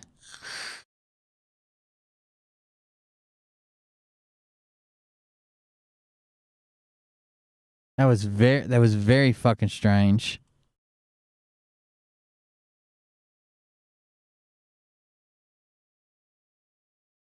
It'll disappear, so we gotta download it. Damn, it got slow all of a sudden, didn't it? I don't know what to say. That was uncomfortable. That was very strange. I've fucking parents at fault. Why are they filming it? Why are they narrating it? Why is this shit going on? Why didn't somebody say anything? What does the future hold for this boy who's being taught this in his home, that he's fucking overpowering females like that and holding them down on the ground and fucking grinding and grabbing tits, and Jesus fucking Christ, dude. You need to get off him goddamn podcast and teach your fucking kids that this isn't right. Stop running around pretending to be the fucking witch master or whatever the fuck you claim you are. Jesus. They're speaking of Lucifer. So that was the first proof. The second was that it's also in books and things like that as well. Oh yeah, it's all over. I mean, we don't have to stick with that one book, over and over. In their own literature, that was weird as fuck. They do worship Lucifer, and they worship other demonic spirits. So, even in their approved Masonic reflections, they'll say reflections to he who blows the wind into the heart of men. By the way, it looks like her husband's YouTube channel. Her husband's YouTube channel was under Cisco. Who is that? That's Toth, which is a demonic general. So I brought that forward. So that's the whole part of that conversation. And it was greatly taken out of context. And people can judge for themselves from what I've shared, what they want to believe. But that's the whole thing in its context. So then now going to Lucian, and again, that statement has absolutely nothing to do with him at all. That was different time periods even. So, with Lucian, I really started following his work around 2016. At that time, I was starting to come forward with people involved. I don't want to interrupt, but just for someone who's brand new to the broadcast, I'll keep getting the sec when I come back on. I want to introduce who Lucian is. So Lucian, go ahead. He's the leader of the Satanic Temple. Am I getting that right? Correct. Okay. Yes. So he also has an organization that's an off branch of that is called Gray Faction. So that's really where I connected with him, because the Gray Faction goes against a group of therapists who particularly work with survivors and victims of satanic ritual abuse. And why I took particular interest in those individuals is because they are all people that I can identify from my childhood. And so I know that at the heart of it, that these are individuals, therapists who, as I would put it in my own words, survivors have deep infected wounds, and these individuals are sent to cover up those wounds and to keep these survivors in bondage, because they really are part of the Luciferian system. They are not, you know, and I won't say all of them, but I'll just say that they're. I mean, I don't know if it's any better that the husband has custody, but I think the bishop has been saying she only has custody of 2 of her kids, and the other 3 are spread out. I think 2 more together, and then 1's by himself. That their foundation, their core of that organization, those individuals I can identify as being involved in the Luciferian system. So as Lucian came forward, you know, bringing forward lawsuits and going against these individuals, it was like, yes, you know, I'm all for that. These individuals need to come down, and I do support. You know, I made some comments, so some of these tweets have come out where, you know, it says I support the work that Lucian's doing. I'm in agreement with his work. It's in particular context to what he was doing with Grey Faction. So that's the truth of that. And again, you know, it continues to be taken out of context, even to the point, you know, as I, you know, and I guess we got to really define relationship, because there is no like real relationship. You know, Lucian is somebody that I have said I consider a friend. It's a casual friendship. I've never got to call or talk to him or, you know, personally connect. Yeah. It's like we tweet each other, and, you know, and our conversations, those have been public. You know, so anybody can go, anybody can read those conversations. It's not like I'm hiding it, that I'm communicating with him. It's all out in the open, you know. So, you know, as that happened, say so. You know, during the the time with the virus and stuff, you know, they started movie nights and stuff. And I'm very strong in community engagement. And, you know, as you relate and connect to some of these people, you meet others. So I really found, you know, that I could connect and speak into those people's lives because of my past, my background, the things that I'd been involved in as a child, that the Lord had brought me out of. So, you know, I began reaching out to them and connecting to them through those movie nights, having conversations. And, you know, do I have a membership to the Satanic TV or the Demon Chatter? No. You know, originally the movie nights were on a different platform, but there was so much issue streaming it that they made their own channel. Now, out of respect, they know that I'm not, you know, I'm not a Satanist. I don't want to buy or support whatever they're doing with that money. So they gave me a free pass in. They gave me a code so I could come in and do the movie nights. But you don't pretend to be a Satanist. You actually minister to them, and you create relationship. You're not always Jesus, Jesus, Jesus. You want to create relationship, and then you can speak But to them. they know, you know, it's like they know that I'm not a Satanist. They know that I don't agree with abortion. The majority of them know that I support Donald J. Trump. You know, Got to be sorry. Especially on Arizona Day. So, you know, they know exactly where I stand on these things. It hasn't, you know, and we have conversations about these different topics.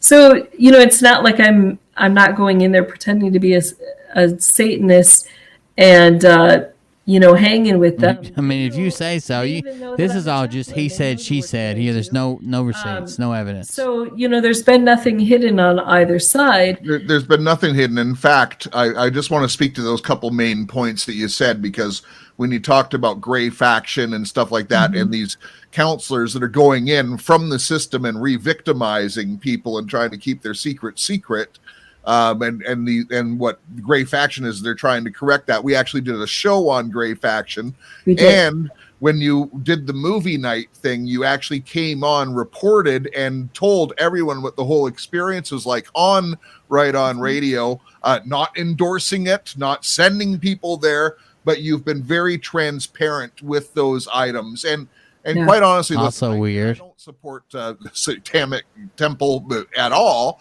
But I've even said on air that because when I heard about this Lucian Graves, and I didn't know about him before hearing about him through Jesse. And when I was still on Twitter, I started following him. So the guy is a very articulate speaker. He's very, very smart.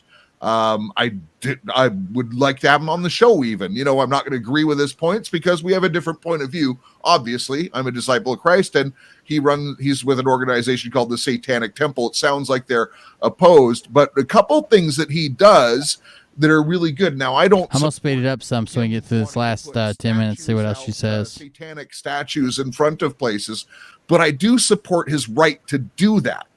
And I think that's the point.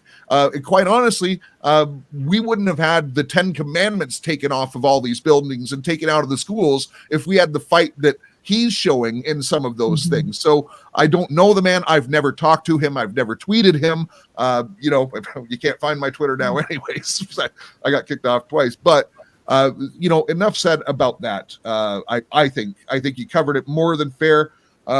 Just a couple things. Actually, Jesse, I'm running out of time. Okay. As you know, I have a bit of a time constraint today because we weren't planning on doing a show, but it felt right. So I want to make just a couple more statements myself, and then I'm going to give you the floor as well, Jesse, with a couple final statements. Larry, one of the things you said on the first time you mentioned my name, hey, back to Larry, is that you had threatened me. Well, it sounded like a threat. You said, Jeff, you don't know who I am. You don't know who I'm connected to. That kind of sounds threatening. But, you know, I don't know. I don't know what your intentions are. I don't know what your heart is in that. But you said that to me. And so, you know what? I kind of take it seriously. And first of all, I thought, okay, well, who is he? And, you know, listen, you're obviously kind of a big deal. No doubt. I see you're connected to some people. Just looking at some of your speaking tours, you know, you're going to be with TD Jakes. That guy's almost a household name. He's a big deal. Joel Olstein, I see you're doing something with him, or I don't know. Listen, I'm not creeping you. I'm not following you, but you're associated with some pretty big names. And so, listen, I get it. You're connected. You even say that you have federal connections or whatever. Look, I'm not coming against you that way. I know you're a bit, you know, you're a bit of a big shot. You claim I've never seen this, but you travel with personal security and stuff, and you know you're dining in Beverly Hills. I heard you say on your last video, and you listen, it could be just a ma and pa burger joint. I don't know, but you know it's so you're kind of you're putting that out. But yet at the same time, you're saying that, Jesse is a cash cow for me and for George and all these other people. Well, I'm just going to say from my point of view, first of all, it's very strange. Gainfully employed. I actually did pretty good in business and other ventures for many years. Jeff making that bank. I never made 1 cent. In fact, I never asked. I did give out Jesse's Patreon, and Jesse needs support because she was in this full time. I always made that clear.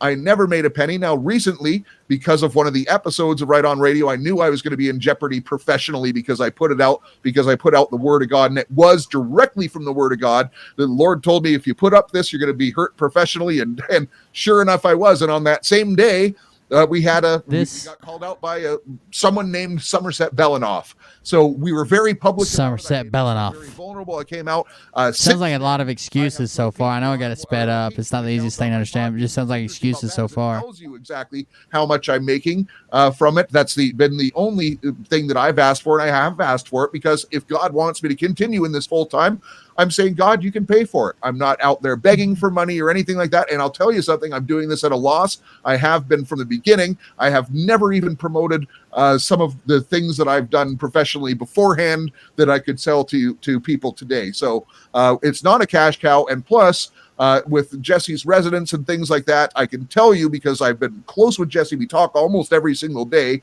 She is not a wealthy woman. She wouldn't have been sleeping on someone else's couch with all of her kids in someone else's house if she was a wealthy woman. And Larry, when she moved just recently, she went into a home, which is a rental. She had a lot of hard time getting a rental. You made it sound like she bought this house.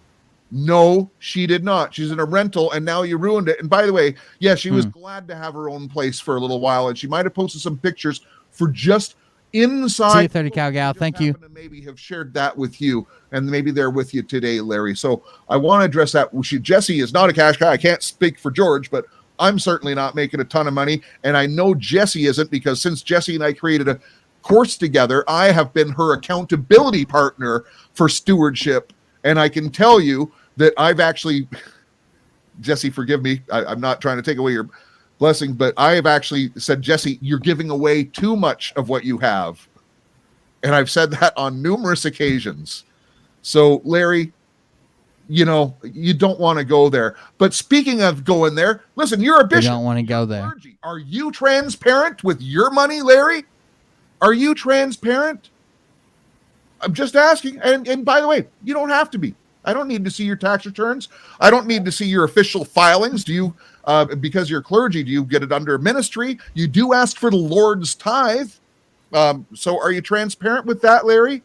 Now, you have been transparent with a couple things. And, you know, recently you've come out with, you had an episode probably a couple weeks ago now, and you called out some former business partners of yours. They were running a website for you in the UK. Look, I get it. That's the Cronshaws. I don't even want to name their names. I'm not picking sides. Okay. That's your business. I'm not jumping into it. Jesse's not in it. We don't care, to be honest, but I will make one point. You attacked them for about 15 minutes, maybe even 30 minutes, which is in your style. But Larry, one of the things that really stuck out to me was, and it's just your words, it's not my words, Larry. He's giving them down the road, but it's a lot of excuses. That, you know, I looked on her Twitter page and it said she's a spiritualist. She's not even a Christian. She's not even this. And you go back and listen to your words, Larry. It was you who said that. And I'm just thinking, wow, this guy is in the clergy. He's running a website, doing ministry, teaching 250 million students, Larry, is what your claim is. I'm surprised you don't get more YouTube views with that amount of 250 million. That's not a mistake me saying it. That's your words. You've repeated it often and often and often. But why would you have someone who's a spiritualist? And I don't know if that's true or not. I didn't look at I didn't realize that was up. I was just listening. She's running your ministry website and controlling your money, Larry? Really? Come on, use some discernment, man. And maybe that's just advice from me to you to get a little bit smarter. And I've learned some things from you as well, Larry. I'm going to tell you that. You are a good teacher. You've brought out some stuff. I have learned some stuff from you as well. So the last couple things I want to say is, Larry, you do some double speak. Larry, you say to George, oh, he's my brother. He's my friend. You say to Jesse, Sister Jesse, Chaplain Jesse. The same thing I called him out for. George, you're not my friend. You're not my family. You can't use my first name. Then you say to Jesse, you're demon-filled. You never prayed for her in that show. You never came to her and said, Lord, I think you never came to her privately and said, listen, I think there's something wrong. You didn't do that, Larry. What does the word of God say? Not the mind of God. That kind of sounds new age to me. I don't know. Maybe it's just a denominational thing. Look, I'm not an expert. I haven't been a Christian all my life. I'm just asking that question. Mind of God, it just kind of sounds weird. I say word of God because that's, you know, I read the word of God and I believe the word of God. The word is truth and Jesus Christ is the word of God and all that stuff. But you know that. You're clergy. So the last thing, because we're going to talk about clergy, Larry, I want you to consider things. I just want to finish this video, guys. We'll wrap it up. I just want to see if anything else pops. But Larry, I'm going to add this to my expose video. Why would you give out her kids' names? Why would you say where she works, Larry? You're not going after them personally, you say, but you give physical locations. You called her, you said she smelled like a wet dog. You said or a wet chicken and she smelled like a dog, Larry. Larry, is that really worthy of a clergy office? Look, breakups are hard to do. I totally get it. And I'm not getting in between the relationships. I don't know what happened. It's not my business. I don't even want to know. But I want you to consider that. And I'm just going to read, I guess because it's what God says. It's not what Jeff says. And I know you like the King James Version, Larry. So I'm going to read from the King James let's get it. Version. Qualifications if we have to. Of overseers. By the way, this is 1 Timothy 3. Yes, all the info he shared is public information. She just didn't like him sharing it. He desires good work.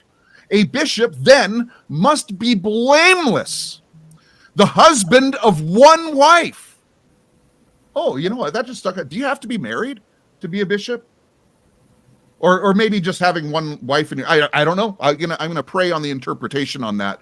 But the husband of one wife, temperate, sober-minded, of good behavior, hospitable, able to teach. Some of these things you got. I gotta say, some of these things you got. Not given to wine, not violent, not greedy for money, but gentle, not quarrelsome, not gentle money grabs. For his own house well, having his children in submission with all reverence. If a man does not know how to rule his own house, he will not take care of the church of God. Not a novice, lest being puffed up with pride, he fall into the same condemnation as the devil. Moreover, he must have a good testimony among those who are outside, lest he fall into reproach and the snare of the devil. Jesse, do you have a final question for Larry? Okay, getting snared by the devil makes sense. I do. Last week Larry spent a lot of time, not once, not twice, but in 4 different episodes, calling me a witch and calling team members that I work with witches. And I was just kind of, thrown off. It was kind of weird. After the end of that, he went into this awkward transition to David Robert Steele. And I kind of wondered why. That was an awkward transition. Opposition or RDS. Very awkward. It was really awkward. And I'm just wondering. RDS works for the CIA, maybe? So it's going after Jesse and George and me and Carmen. He called her terrible things. Just why that transition? Because you said you had to get to it. Just wondering why. Okay, Jesse, in the midst of your assignment, your busyness this week, you actually sought the Lord about this, and this is part of the reason why we're doing this broadcast today. You heard the word of the Lord concerning Larry, and I want you to talk about that, if you don't mind. I do. The Lord was really clear, and it was interesting. I've learned things from Larry as well.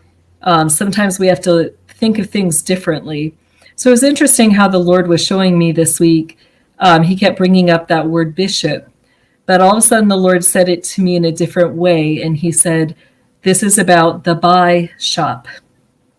And I was like, okay. Buy shop.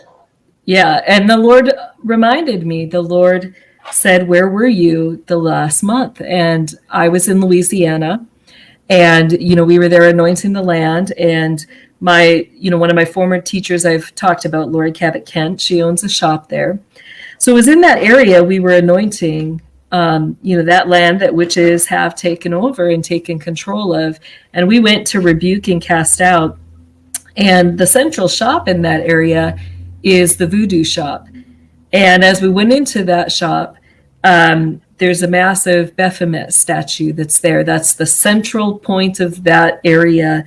And that Baphomet statue is right there. And the Lord said to me, the two is about Baphomet, that he promotes the homosexuality. Of course. He promotes the sexualization. They're just dishing on Larry Gators. That's just it. Gender neutrality. And the Lord said, this is really where this attack is coming from, that we went in, we anointed that land. And how do how can you get captives out? How can you rescue those who are in the darkness unless you first take down the strong man? And so the Lord was very clear that, he had sent us purposely there to take down the strong man. And in fact, out of that incident, the Lord literally gave me a key to the city of Louisiana. And that was given because the Lord has given, as I'm anointing, as I'm praying, that spiritual authority is being executed in that area against the demonic spirits and the principalities that are ruling it. And the Lord said to me, he said that, Larry, you've brought up this is just all they're doing is trying to put blame on Larry now, but I gotta see it through. Now we're this deep. Approach me. You did not offer to pray over me or help me from those things you felt the Lord was revealing to you. And the Lord said to me that that there's a stronghold in your life, and that I'm not supposed to come to you privately about this, but I'm supposed to come publicly. And this dual tongue that you are dealing with, the root and the stronghold of that is Baphomet. And so in the name of the Lord Jesus Christ, I loose that double tongue from you, Larry. I command Baphomet to release his hold on your tongue. And I ask that the Lord will bind to your tongue Baphomet. and your lips Makes sense. his word. For his word says that by faith, or that faith comes by hearing, and hearing by the word of God. And I bind to your lips great boldness in preaching the gospel of Jesus Christ, so that when you speak, men and women may be humbled and come to the Lord and be saved. And the Lord had other words to give. I testify that according to the word of the Lord, that his anointing teaches us all things. And I Jesus speak Christ, first to those the Lord Almighty has entrusted with a sacred duty. I speak first to those who the Lord God Almighty, as we take our stand against half, that the blood of the Lion of Judah How much are you going to testifies on my read? behalf. And among these individuals, with the authority that we have been given in our Lord Jesus Christ, because we are a kingdom of priests. To those who bear this witness to these truths, they know my heart, they know my ministry. The enemy comes to attack with 3 or 4-year-old tweets that are just snidbits. And why is that? Is that so that others cannot look up and see the entire thread and see the context and know the truth behind those tweets? I pose a question to those listening. Again, why does the enemy not want you to see the entire conversations? Why does he continuously push the snidbits? It's so that you may not know the entire thread, so that you may not discern the truth for yourself. And what would that truth reveal? It would show that I have hidden nothing about my ministry or my faith. And I'll end there. Thank God. Amen. All I could take anyways. Video. You said that someone who's made some videos against you fuse something. It's not the person you're saying. We don't know who did that video. And Larry, just in my conclusion, honestly, I've been praying for you. I don't like going back and forth. This stuff is small. If we're truly in a fight against, good versus evil, then it's much better if we're not bickering amongst ourselves. And if you really have something, it should go privately. But you made it really public. I don't want to get real personal.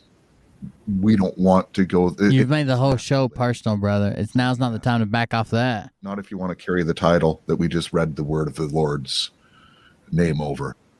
So I want to thank you, the listener, for watching this. Please do hit the like button and all that stuff. Don't want to get cheesy at the end of this video, but we want to get back to business. Really looking forward to the things in the near future. We think there's a lot of things happening, and we're here, quite honestly, anyone who's in this fight together, we're here narrating, the coming of the Lord, because we're preparing the way of the Lord. Oh, it always is. Have you got your food buckets yet, guys? We thank you for Patriot Supply, mypatriotsupply.com/Tim Pool. On Sunday. Oh, you know what? I'm off kilter, Jesse. I almost didn't do my regular close. So the way I always close the show is simply this. Love your God, love your family, love your neighbor, and make a difference. You can't come on here and smear and attack and leave these open-ended questions that make somebody look like basically fucking horrible, and then come out with love your enemy, love your neighbor, love the bishop. Bullshit.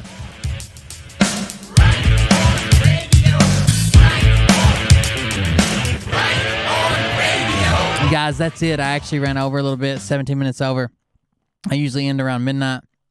I just wanted to finish that because that fucking Facebook video kind of has me disturbed now. Like, I'm going to check some more into that.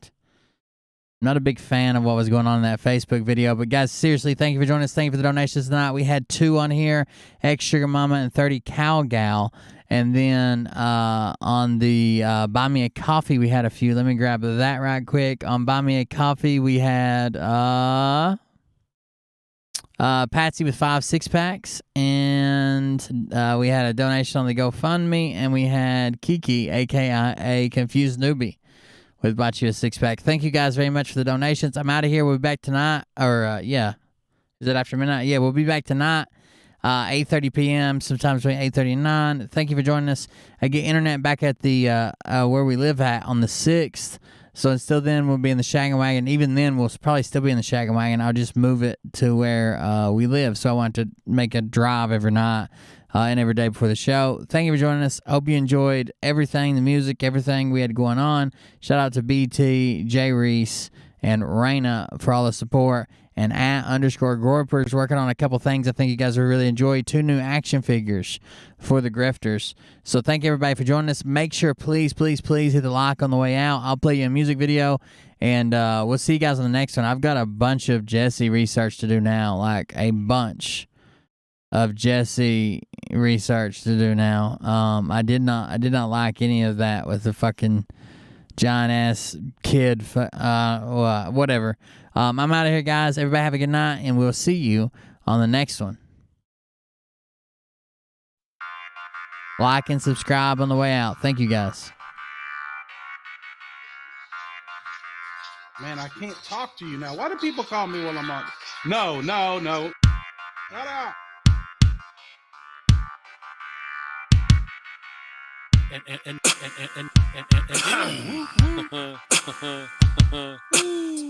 Here we go, I think I started some shit. Yeah. It's the mob, it's about to get lit. Get the place in the best, you know that stage is set. You better buckle up, cause you ain't seen none yet. Here we go, I think I started some shit.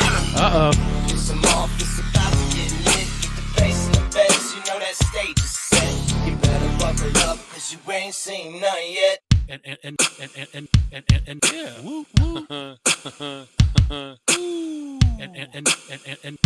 And Mars in the house. Hey. The jab. Pine needle tea. Underground Doms save the children. Social Security card claims, birth certificate claims, Vatican Tunnel. Medbed. Martial law. 1745. 10 Days of Darkness. Digging tunnels. Dogecoin. The Evergreen. 19. Vaseline. Boom. All right, here we go. Well, Johnny, you can go to Mommy's basement. The Nazis were working with the reptilians. Here we go, I think I started some shit. It's a mob, it's about to get lit. Get the place in the best, you know that stage is set. You better buckle up, cause you ain't seen none yet. We are now the news. We are now the news, of course. Again, thank you guys for hanging out with us. Awesome show tonight. Thank you for being here. I got some research to do, some rest to get, some foam roller to use on my back. But I'll be back tonight. I'm planning on a Griftbusters with me, M, Justice, and Intel Lady on the 6th. And, yeah, we'll see you guys on the next one. Thank you for joining us. Let me get some more outro music playing. Those of you who stay the whole time, you're real troopers, for real. Thank you.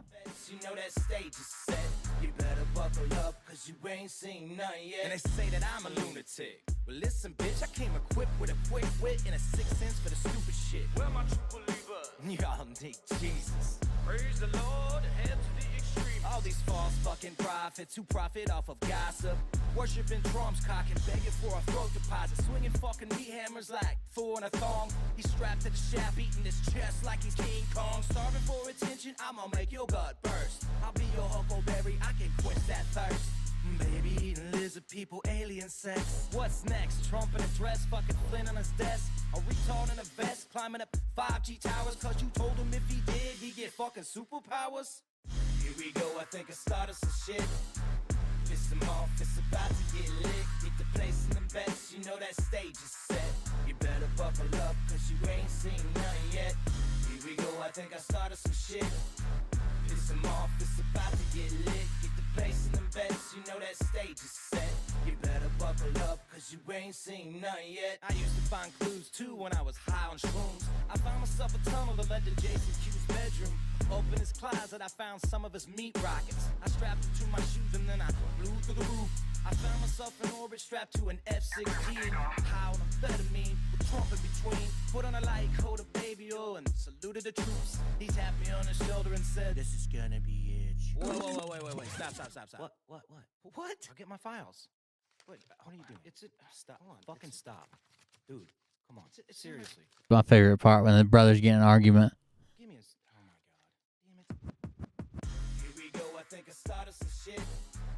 Piss them off. It's about to get lit. Get the place in the beds. You know that stage is set. You better buckle up, cause you ain't seen none yet.